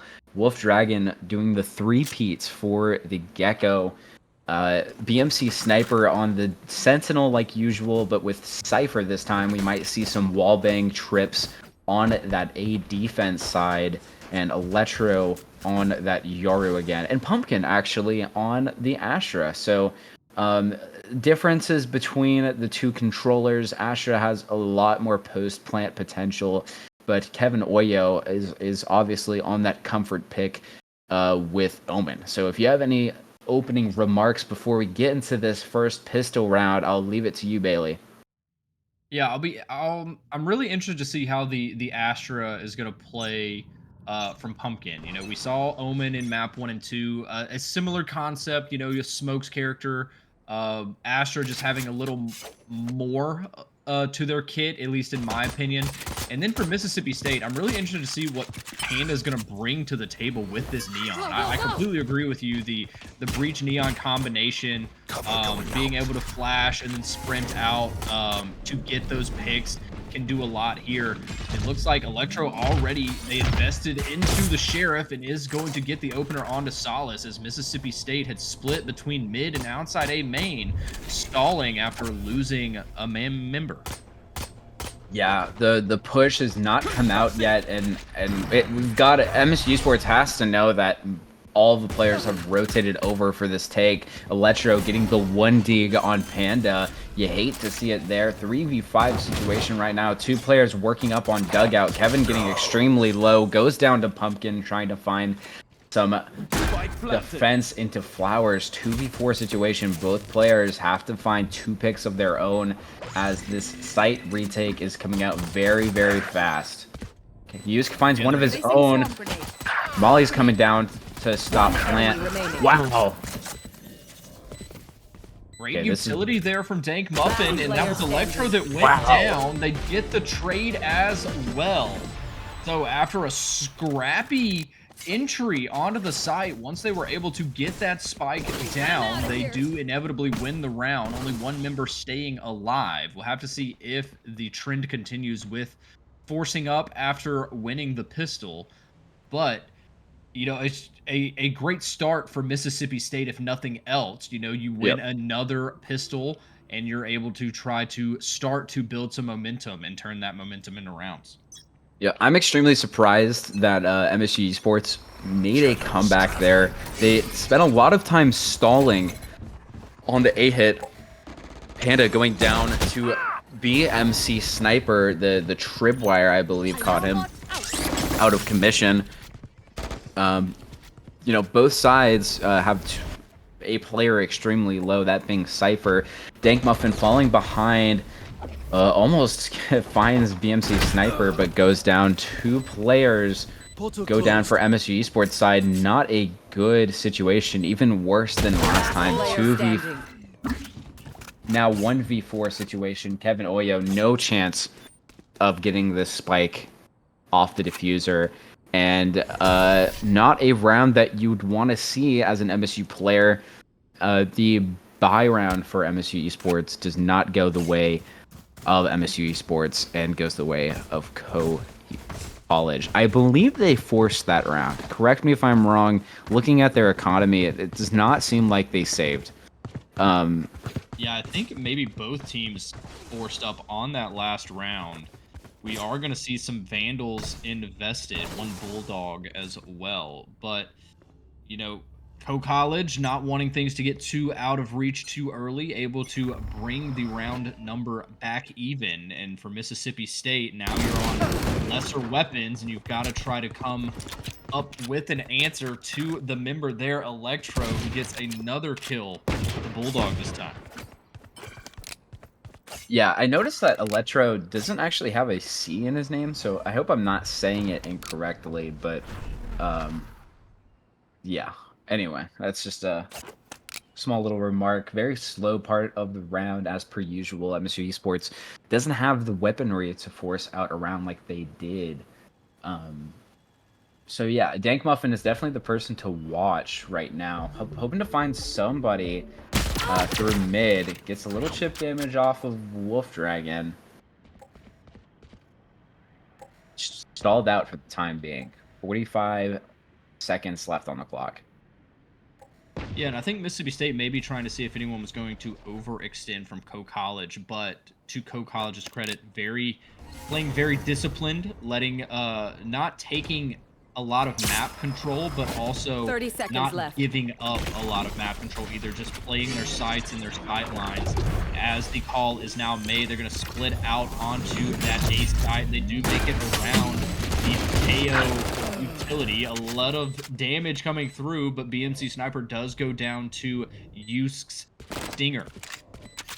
Ultimate is there, has made some noise, and they're going to check this here. He is 1 HP, is going to get a headshot and some damage dealt, but the kills all going the way of College on this post plant. Now, if you are Solace and Last Kevin, player standing. the Astro smoke is there. Electro good for a third, spams for the fourth. I was going to say, not sure if you want to try to play for time or not, but your hand is kind of forced with that smoke, and Electro not giving them time to think about it. You know, he walks up, gets one, immediately flashes out, and wants the fights for another. That's 4 kills on the round for the Yoru. Yeah, I like the post-plant positioning from MSU Esports.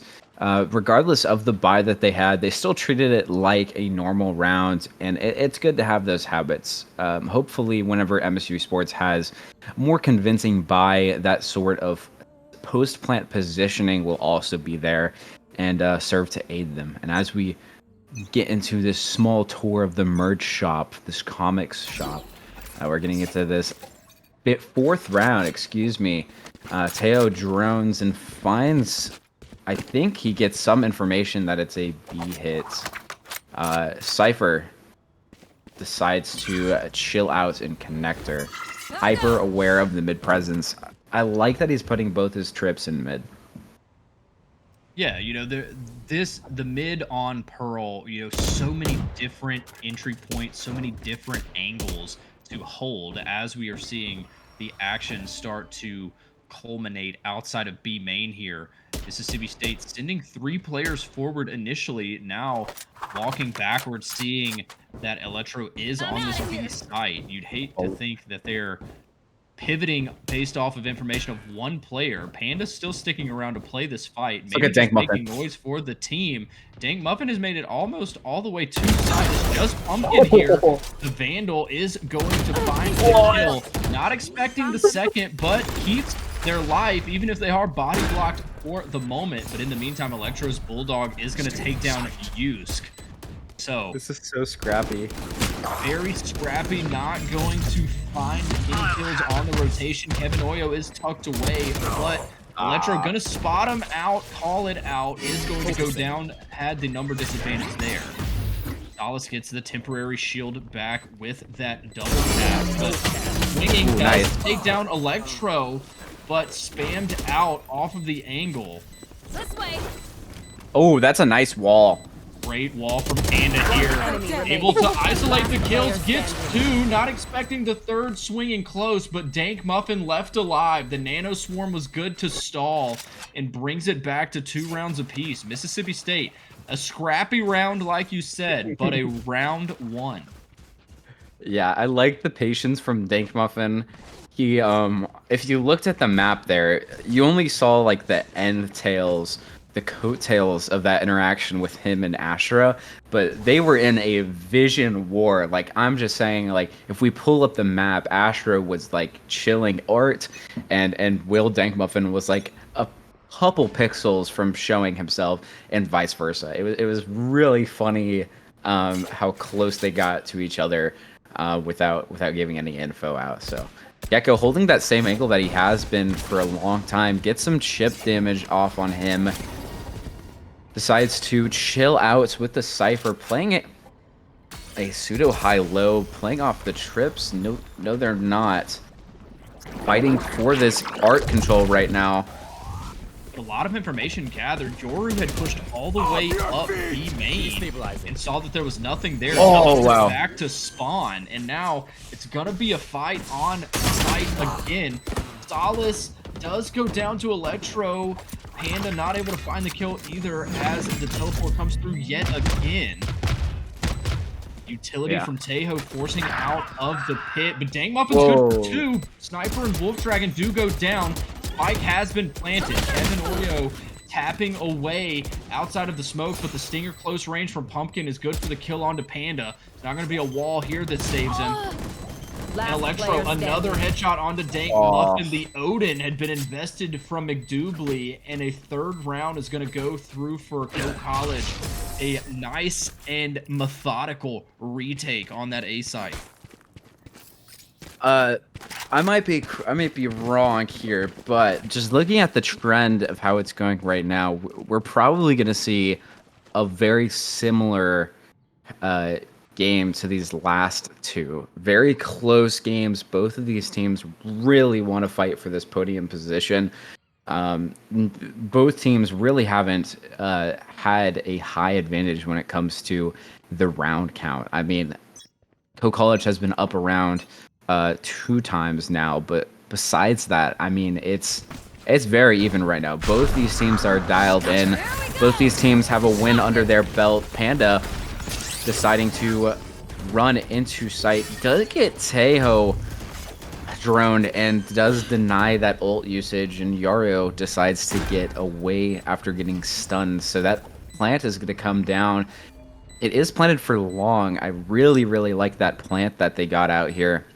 And Kevin Beast Mode Oyo decides to do a late lurk through mid. I very much like that. He can TP past the trips. I believe that's what he's going to do. He does. Let's look at Kevin Beast Mode Oyo real quick. Panda called out on their own, only had the pistol, choosing to invest in the ult that round. Goes down. Solace does take down Electro, however. The Odin follows through onto use. Kevin Oyo on the Classic gets one before going down as well. The pistols from Mississippi State. They are able to take down the wingman. They take down another. Spike is half, and with 6 bullets, Solace gets 4 kills on the round. Goes down to the Spike, but brings it back to 3 rounds apiece. What a thrifty there. You get 4 kills, including 1 onto the wingman. That is ridiculous. I mean, 3 kills just through the smoke. Sometimes it's hard to predict where the planter, the diffuser is. But goodness gracious, man, Solace is on fire. 5 men on this A hit. Very. This is gonna be a very interesting round.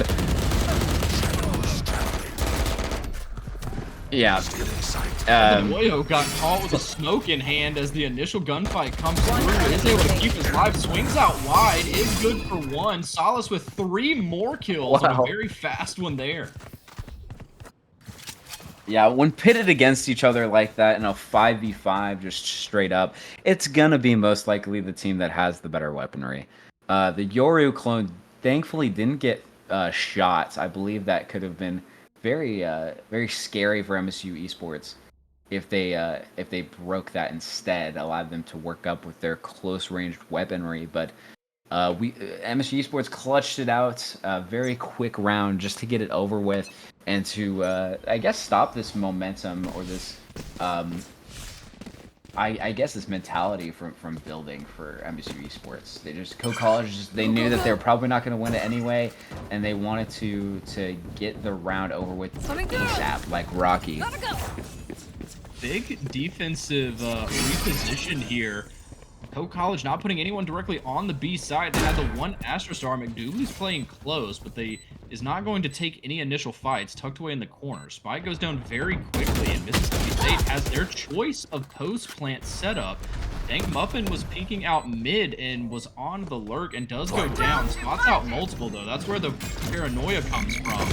But with that Astral Divide coming up, he's going to be playing out B long.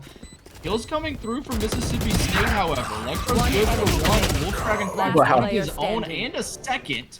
But when all said and done, it's a 1v1. It's Panda and Wolfdragon dropping the wingman. Why are we taking our everyone? And Panda, gun not in hand. Everybody thank Wingman. Wolf Come on, is good for it. 3. Wingman with the spike defuse evens things back up at 4. Why can't we just hug it out? Panda, why are we taking our knife out in a 1v1, big dog? Oh man, that's unfortunate to see. You almost never want to do that. I guess he thought that Spike was behind the Astro wall, so we had to get across. Maybe that's some miscommunication on the side of MSU Esports, and basically he was told that he needed to get across that Astro wall. But man, that is a unfortunate round to lose, but not a discouraging one in my opinion. I mean, the rounds are so dang close; it could really go either way, as both of these teams have worked extremely hard to get here. Yeah, evened up 4 rounds apiece. Wolfdragon immediately gives up Art as well, escapes with their life, plays off the back, and Electro maybe a little overextended. You know, you trust your gunplay, but DancingBuffalo wins that fight to even things back up at 4 rounds apiece. There are now 3 ultimates available on either team here.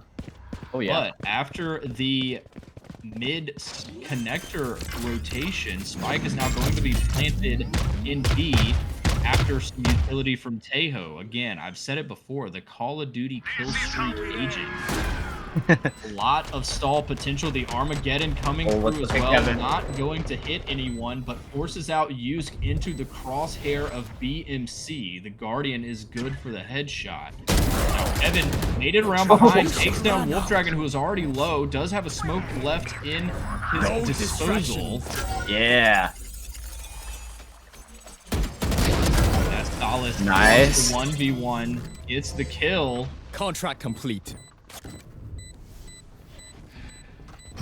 And it seems like scary TP out, but yeah, it looks like College is going to be saving those 2 rifles in their hands. MSG Esports up in rounds at this point. This is very promising for MSU Esports. Yeah, a nice round win there. You take the lead back in round total. And as you stated last round, like, both of these teams have grinded through the season to get here. And what more could you want than a back and forth map 3 for a podium finish for the season? Electro, obviously, a lot of brilliance there, but across the board, we've seen Solace have moments. Panda, DancingBuffalo, obviously Beast Mode Kevin. Yusk is always there with the utility. So this Mississippi State roster are in prime position here going into the back half of this first round. Getting the kill onto Electro here as well. That is a huge opener to get the Rolling Thunder already in hand. Playing past the Astral walls and the Omen smokes and the Cyber cages. Panda just wants to take a little bit of space here. The Rolling Thunder gets nothing, but Solace is good for another before being traded. Kevin has a great position here behind. Is going to Oh, jump he sees up, them. is spotted out, but also sees at least one barrel. Smartly retreats away, but Panda has a great flank here. Kevin Let's see good if for Panda- one, and that's going to be the call to push out. Kevin does fall, but Pumpkin 13 HP, one teammate left. You're in a 2v3, both of you One are down. enemy remaining. They did hear Panda. Panda had the stinger, wanted to get close. Gets one, and now BNC with just a whole lot easier. small amount of health. Yusk is able to take it away, and now it's a 2-round lead for Mississippi State here after 10. Yeah, that is a very good round. You like to see it. MSU Esports holding on to those numbers. A lot of the times, we don't see MSU Esports with hardly the full amount of their numbers whenever they take sites. Usually, there's some contact at the beginning of the round before the take comes out, but as we can see, it is very convincing when they have that full amount of their roster. 2 ults online for Co College. We got that Yaru ult and that Gecko ult. Electro finds Dankmuffin TTV, who was served as their mid presence and their lurker. So, gonna take some opportunities away from this round as we are in the 11th round of conventional Valorant. Yeah, and an interesting call from Mississippi State here, not wanting to take that fight down B main through those longer sight lines. Leaves Panda on the island to play behind these Astro Balls, but Electro is here as well. Has the crouch and the Bulldog, going to take down Panda. That's now a 2-man advantage. Meanwhile, the rest of the gang had rotated back through mid. And I think that may be the call that Yoru is making. You could see already teleported across the map to the A site.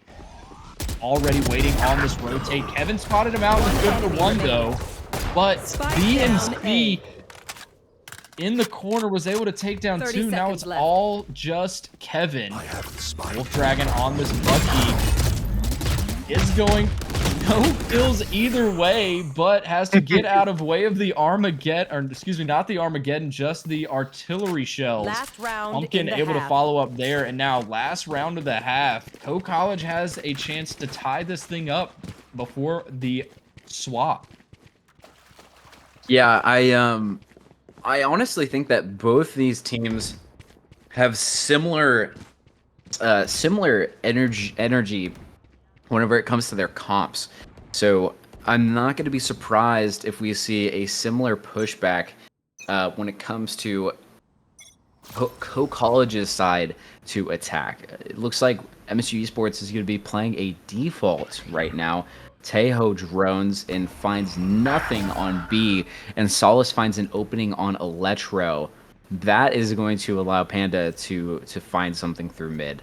And the rotate, very, very smart. If we look at the minimap right now, or if we open up the full map right now by pressing M, we can see that all of Co College is on that side of A, braced for impact because Solace found a pick so fast, and because Electro has been known to be the fragger, they think that they're just gonna push off of that. But the rotate comes out, Alex decides to call it, and it is beautiful.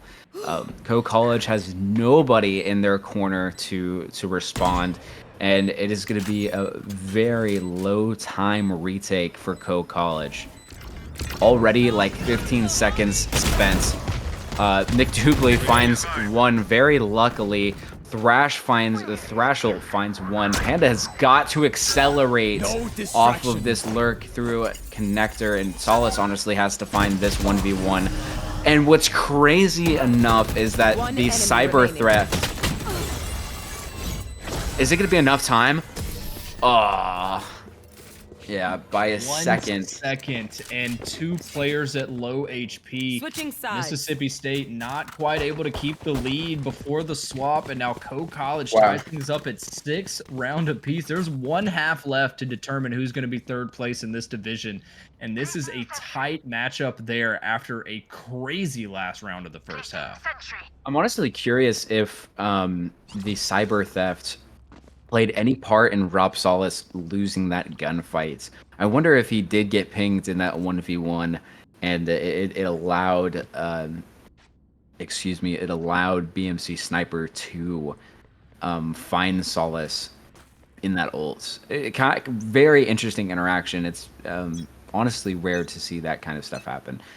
Good halves are coming out from Solis. You love to see that camaraderie among players.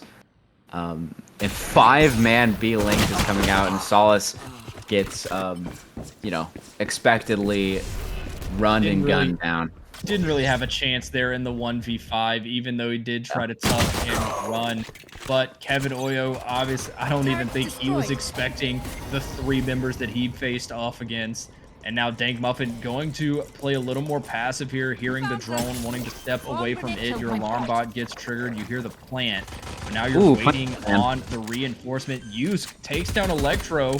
Does pay with a lot of his life, however. And now DancingBuffalo trying to play off the swings. He's going to get spotted out by the cam, but the dart not going to hit. No nano swarms to play off of, however. You still have 16 Panda seconds finds 1 on the turret. Panda nice. Good for 2 on the Sheriff. And now last alive in the 1v2. Teo is going to be... Teo was playing patiently. Panda was looking for someone a little closer. Doesn't swing out onto the left. And Cypher, 1 right click was all it took to now give College the lead here after the pistol. Yeah, pistol rounds honestly can go either way.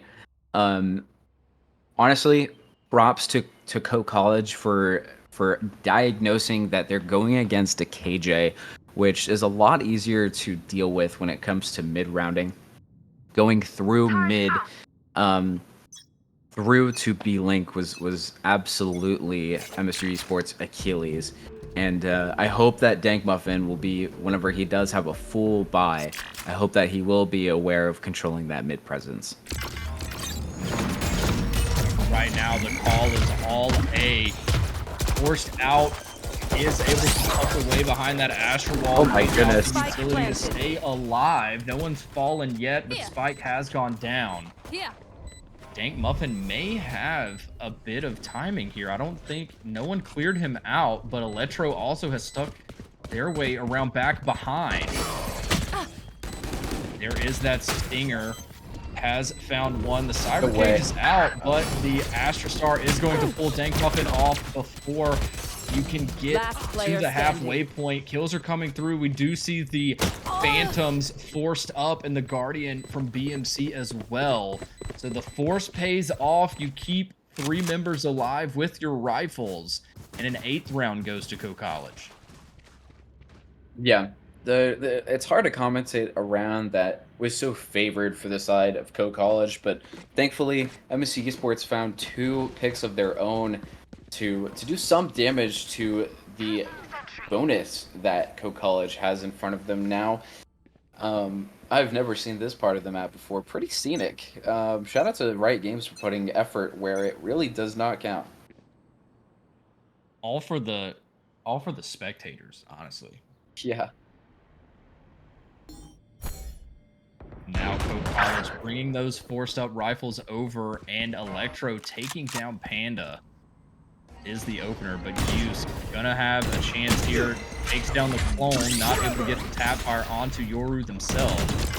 Gets the trimmer out, not able to stop the wing man either. BMC and Electro finish clearing out that A site as members of Mississippi State fall. Neural Theft also giving it away. An early Neural Theft would be the first full buy from Mississippi State, so I understand wanting to keep the snowball. But you're up 4-2 here, so an interesting decision there. Either way, the ult is invested. Electro good for 3 on the round. They have a good idea that Kevin is up in the top of the tube here. Yeah. Electro ever the one to take the fight. Cover going out. Does get a dink onto Kevin, but also gets chipped down as well. And I think the call is going to be made to save that Phantom.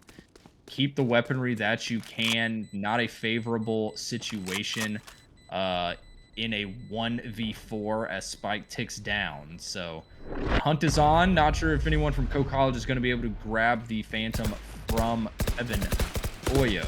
But a 9th round for Co-College. Mississippi State needs to find, and there we do see the timeout there to talk strategy before things get even more out of hand. Yeah, I honestly want to point out the fact that Co-College's very own BMC Sniper has been such a pain in MSU Esports side. I mean, if we looked at the mini map from last game from last round specifically, I mean, BMC Sniper is lurking up through mid. He puts a trip through B Link, locking down that space, and he has, of course, the very great trip that goes. It's hard to point out, but it goes from mid top, sort of to that like a restaurant. It's a diagonal trip, but it covers both. If there's a flank from mid top or if there's a flank from restaurant, so very hard to work around. This guy knows how to lurk as that sentinel player. MSU Esports needs to find BMC Sniper if they want to have a chance at playing the mid round. It is going to be a save round for MSU Esports side. Kevin Oyo opting to full buy the Phantom and Light Shields. Not going to have that money for next round.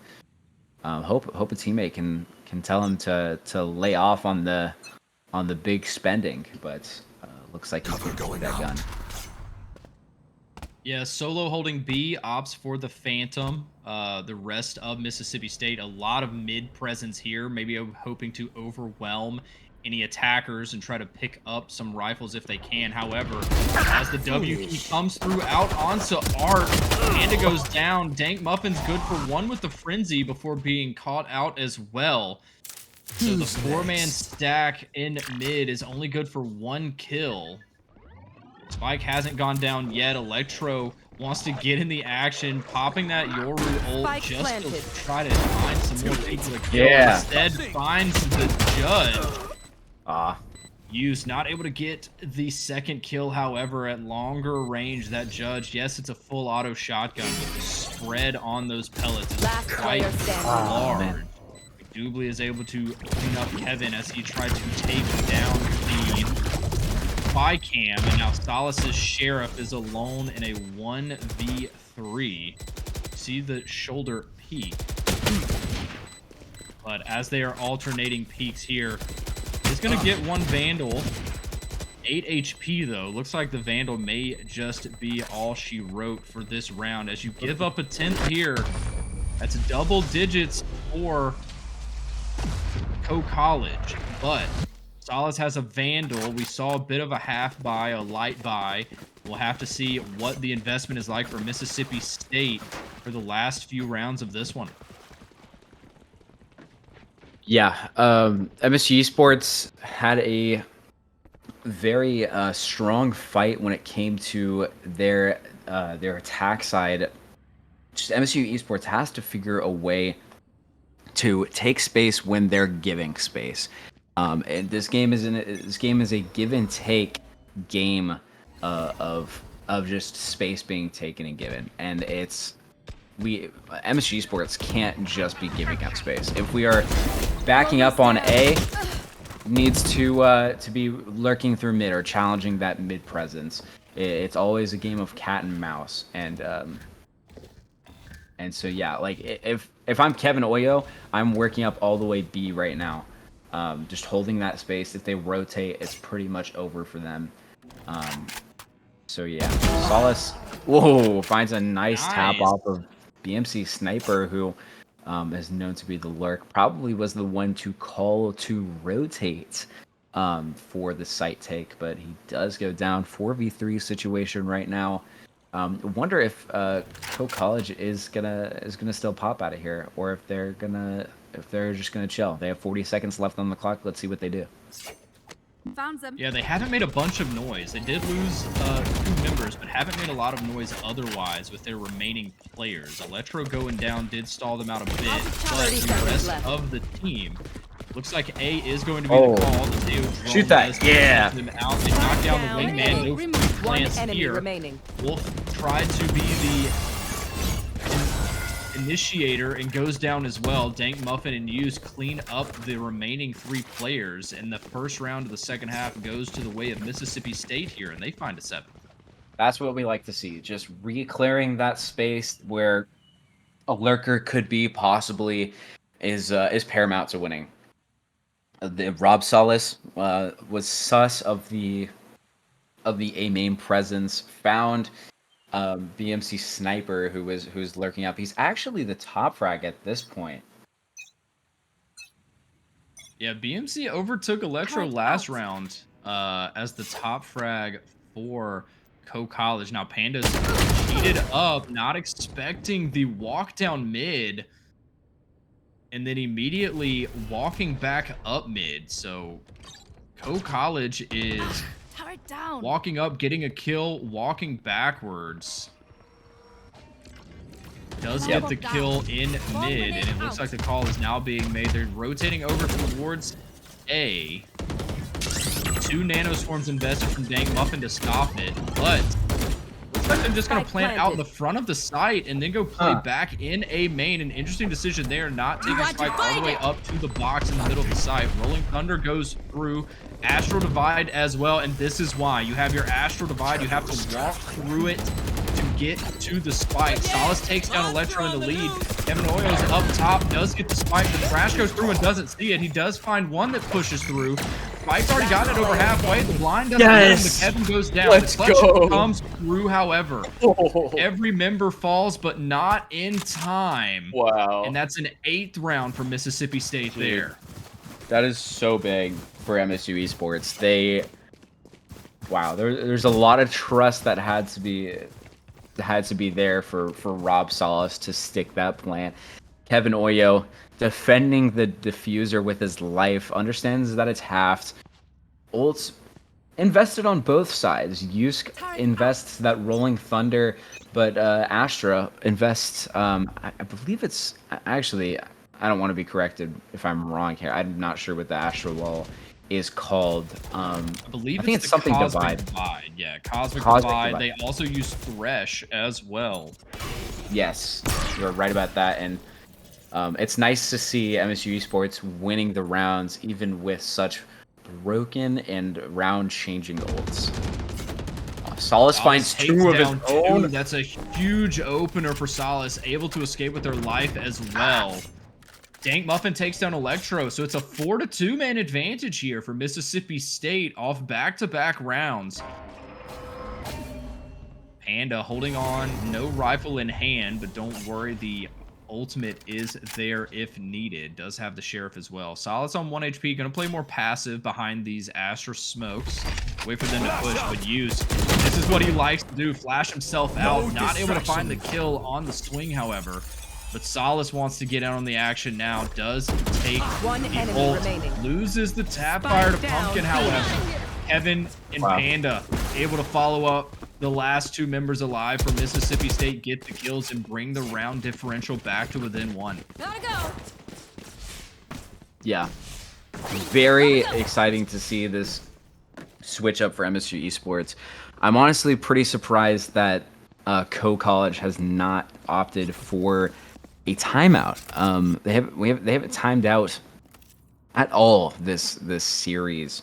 Maybe it's confidence, maybe it's just wanting to get it over with.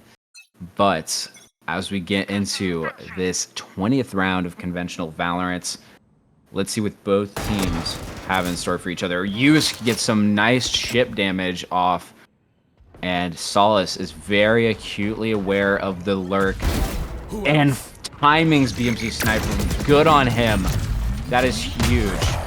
Kevin follows up as well, kind of lost on sight, not sure where to go to get out of dodge of the artillery. Does go down.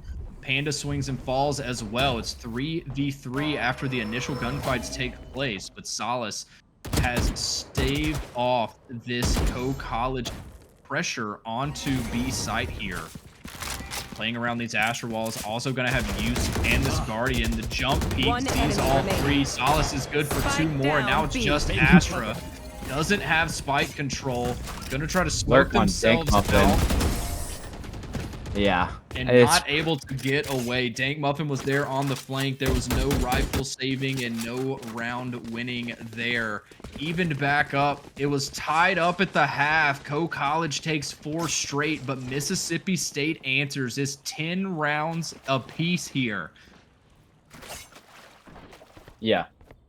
It's very exciting. Like if we hold tab right now and look at the round progression, quite literally night and day, black and white, however you wanna call the comparison. But 4 rounds immediately from Co-College, 4 rounds from MSU Esports side. That's a lot of aggression from Kevin Oyo, but this space is great to be taken. Kevin you A love and to Hughes see it. pushed up B main there. And now that's a lot of information taken. There's no one from Co-College close. And now it's up to Solace. Is he able to hear the aggression there? We do see from the shadows from Kevin Oyo popping back out all the way across to A main.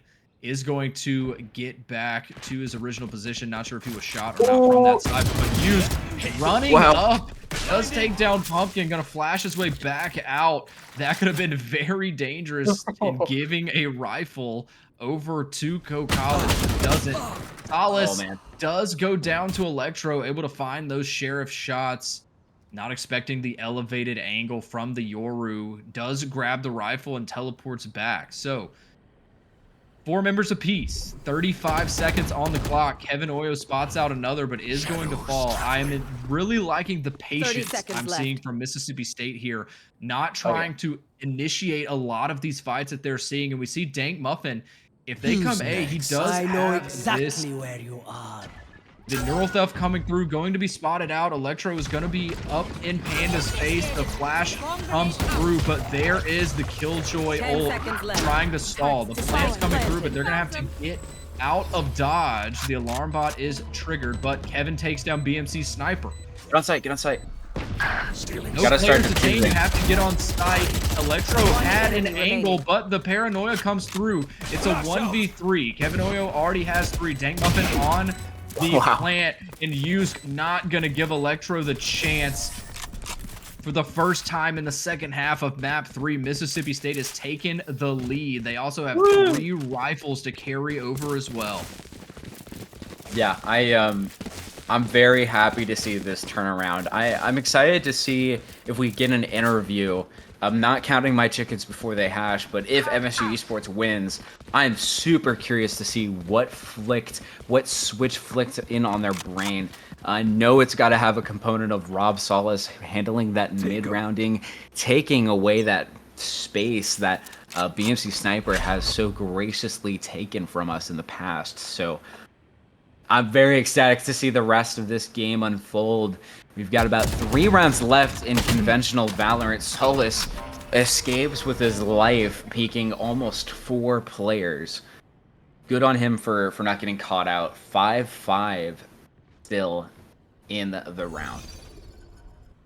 Panda here to play follow-up on any aggression, but nothing coming yet. It looks like the call for Co-College is to just pump the brakes for a second, try to reassess here. I think they may be waiting for Electro to create space out B, either noise or space, whatever come first. So it'll be Yusk versus Electro out B main. You see the Omen smoke as well.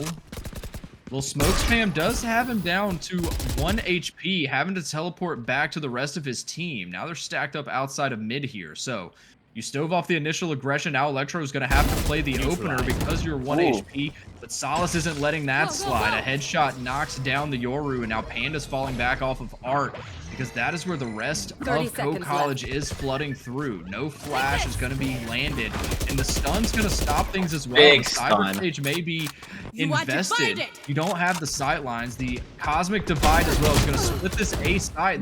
This is what they were able to do earlier, but kills trading back and forth. There's 10 seconds left, and they have to get this spike down. You can't hear the spike plant from the other side, and a great setup from Pumpkin baiting out the spike plant. But now Kevin and Yusk versus 2. Pumpkin's gonna have to put the Astral Divide down to pull them off of the spike, and does. Not quite halfway yet. Teo in a safe position, going to be investing the Armageddon. Does get it to half, takes the long way around, but keeps their life, and now Yusk gets one kill onto Astra. Teo does get the kill onto Yusk, but it doesn't matter. Wow. Spike was defused. Great communication from Kevin and Yusk yet again. It's match point. They were down 4 rounds. They lost 4 in a row, but have now won 6. It's match point Mississippi State. Yeah, and wow, what a turnaround for MSU Esports. If we look at the buy, MSU Esports is cushiony. They're good for guns for the rest of the conventional set of Valorant rounds. When it comes to Co-College, though, a little bit more scrappy. I mean, for the most part, they do have a full buy, and it looks like Co-College is going to be opting for that A hit again. Dank Muffin stressing a little bit out. It's match point. I don't blame him. Just make sure not to pop that thing, okay? No, don't overuse it. Yeah, don't overuse it there. It does give Wow. up on the Yoru clone. Great trigger discipline there is good for 1.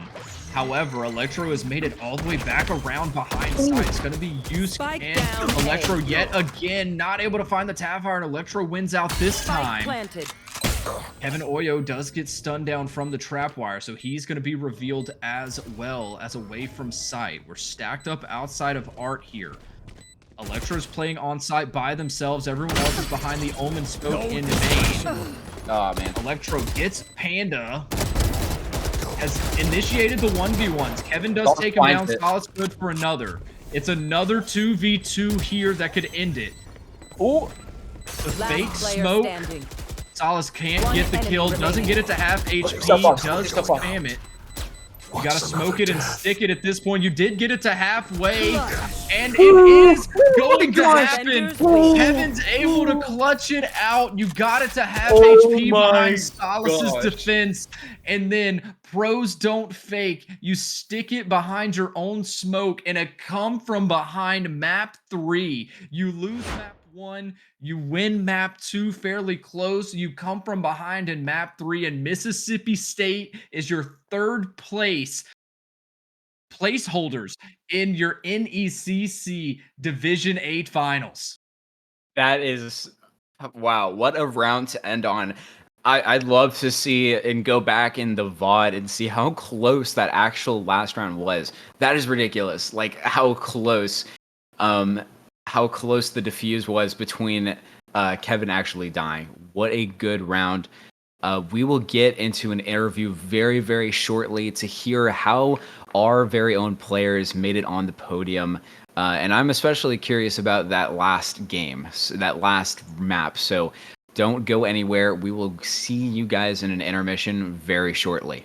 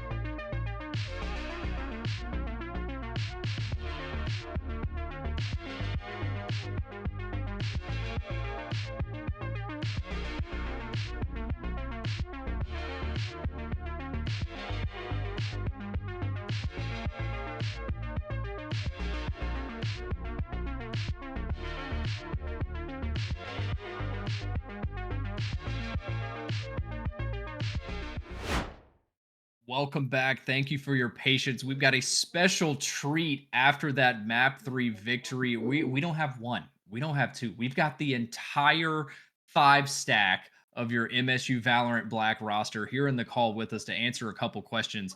Guys, first and foremost, congratulations. You made the podium. Third place in your NECC Division 8 finals. Congratulations, guys. What a matchup this evening with Co College. I know Electro has been a thorn in everyone's sides for the past 2.5 hours, but congratulations. What are we feeling? How are the vibes? I'm hungry. I'm also hungry. I can't Hungry lie. for more? Yeah. Hungry for WC. Yeah, exactly. Well, bring back WCU. We'll tell them who we are again. Yeah, exactly. Hey, okay. Love to hear that. Well, again, great time. I've had the honor and privilege of casting over multiple matches for y'all throughout this season, and even on the days of shortcomings, y'all still managed to impress, and there was no shortage of that this evening. If I feel like almost everyone on the team had a different multi-kill at some point, and then we had like multiple 3 and 4Ks on Lotus as well. So color me impressed, color me shocked. I'm gamer Unk over here. I'm 28. I can't click heads if I try, but it has been an honor and a privilege to cast over y'all this season, and very deserving podium finish. I guess my next question is, what are the moods and the vibes moving forward? Or are we taking this energy into the fall, or are we gonna have some conversations about it? Man, that's a hard question. I can't lie. Yeah, that's a hard question. I mean, I'm ready I for don't- the I don't fall. think any of us are graduating. dropping Riot or are we dropping Valorant before August? I'm hitting Ascended No. before. I'm hitting Ascended. I'm going on a Yeah. I'm afraid I might be stepping down. I won't lie. I got a busy next 2 semesters planned academically, so Understandable. Yeah. might be, At MSU Sports, we value academics above everything else. So I'm glad you're making that priority. I do have sort of a more question on the subject matter of the games. Pearl, the decider map. Alex, I want to ask you as the team captain, what went through your mind to tell your players how to play the game differently, and what sort of what was sort of the switch or sort of the click for you that started rolling those rounds when it came to your defense? Honestly, it was mainly the fact that okay, so I'll start with attack. Attack, Bo in the past has taught me to do more 4-1s, and I noticed that this team rotated a lot, and we also tried rehitting more, and rehitting worked, so we did that more. And so on their attack round, we were trying to anchor a lot, and specifically me on B. We had Kevin on B and I on B, and we tried just playing close mid, making sure mid was locked down. And one of the main things that made us win a lot of those later rounds is because we took so much map control. Like there was one round where I just stunned up B long, took all that space there, and it got a kill, fell back all the way back to like our spawn, meaning it was basically just map control that got us as far as we did because they didn't really have a good map control. Like they tried. They tried Mhm. going mid a lot.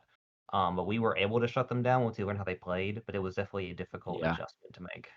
Yeah, big shout out to Rob Salas. I believe there's about 4 times that I could count on, and there might be more, that you were just shutting down their Cypher. Cypher in the early parts of their attack round, I mean, he was like he made B Link like his home. He was putting trips in B Link and holding that space very well. But major props on you. I could think of like a textbook way of being aware of that. You were rotating through B Link, but you were still looking behind you, aware that that Cypher likes lurking through that B Link. So major props to you on how to adapt.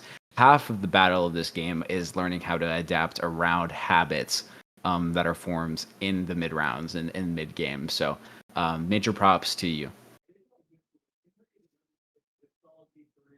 I think adding on to the habits, it was just like a lot of the things that we learned from just previous matches. We can just use them later on. Like for instance, WCU, we struggled a lot in like mid control on like most maps. So it's just something that we pick up and learn. Yeah, mid is such an important part of the game. KJ, like the pick on Will, it's harder to hold mid necessarily because you want to set up on a specific site, set up toaster for plant. A great benefit of the cipher pick on the side of Co College was that he was putting both of those trips mid like almost every round, and it made it very hard to find that mid presence. And also going back to the first map on Ascent, dude, that double Senti combo, KJ and Cypher, I'm sure you can attest to it. That was annoying to watch. Like they were holding down so much space. It was Yeah, Yeah, hard. that was really annoying. We just couldn't get through anywhere. We tried to go B, KJ's there, go back, Cypher's on A. It's Yeah, just Yeah, I usually our recall. objective is like KO knife one side. Oh, KJ's here. All right, we hard hit the other side really fast. But now it's like, Yeah, oh, well, Cypher's probably on the other side, so we gotta suffer either way. I have a question about Ascent as well. That one of the rounds when you were attacking, correct me if I'm wrong, but you KO knifed and you saw both Sentis, and that was like your immediate cue to rotate. Is that correct? Did you get that info? Yep, that is correct. I saw both of them there, and I was like, all right, we are 5 stacking through tree, and we are Yep. running it down. Yeah, that's hilarious. I knew as soon as you got the info that you were gonna book it to their side. I wonder. I guess they were just like soul reading that you were gonna hit B that round or something. It's pretty risky. Probably Pretty gambling. big risk that they took. yeah, or the Cypher was setting up on A, and I guess maybe the KJ wasn't doing too well on B. I have no idea, but that Maybe. was Yeah. that was I can't remember just if it was an eco and they just gambled site and then just yeah. played retake. I mean, the retake. I remember that round. Their retake was like 4 heaven, and we got gunned down. But Yeah. Yeah. They also really liked coming out of one specific part. Like they would funnel so much. Like I saw a 4-man rafters hit sometime, or not rafters, but 4-man retake through top of a site, and like no one was committed tree. So um, that was also interesting to point out. Bailey, did you have any other questions or comments? Uh, One, I guess another like big picture, like earlier on in the season, I feel like if my memory serves, that there were a couple of you guys playing some different, not necessarily different roles, but maybe some different agents. I just want to know as the season progressed, was it more of a comfort of finding this different agent pool that we saw tonight, or was it more of just kind of like as nerfs and buffs came through with patches throughout the season? That because I like at the beginning of the season we were seeing Panda on Jet like regularly, and then at one point we were seeing Solace on Jed. So I'm just wondering like what kind of went into there. I know Use picked up the KO in the breach throughout the season as well. And then on the flip side of that, we also have Kevin that's just been locked down on the Omen the whole time. So just as far as individual agent pools go, as the season progressed, like what kind of went into those decisions? Honestly, a lot of it was that I was really struggling playing Sentinel because the previous semester, Will was subbing for Val White, and so I had to pick up the Sentinel role. But I really wasn't that comfortable on it. I was just doing it, and I was like, I'll play it again. Let's see how I do. And I was going like 4-15, and I was like, never mind, not for me. So then he picked it back up, and I played Initiator. And Panda's honestly, I always try to put him on Jet or Raze, but sometimes he just like no. No, I'm not feeling it today. And I'm like, all right, you play what you want to play, and we're gonna roll with it because I know he's gonna frag out regardless. Minus tonight. Minus the No. It was just the last dude. Hey, I had first I had two- Lotus lockdown though. I had Lotus locked Oh, down. Oh, absolutely, man. That raise was dangerous.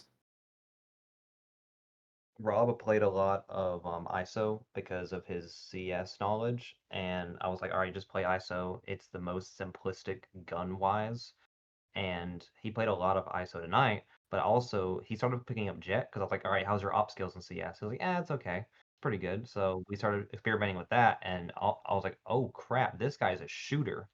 And he started clicking heads as Jet. I'm like, all right, just play Jet, just off every round, and we bully them, and we did in our season. So that's why you saw a lot more of Jet played by Rob.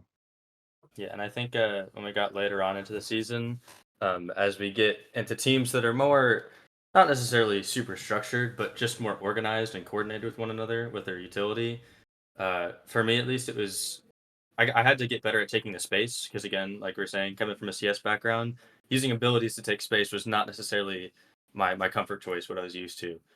So I put a lot of focus into that, into just the actual space taking of an agent that has sort of that fast movement ability. But then I started to find myself really struggling in sort of the impact department.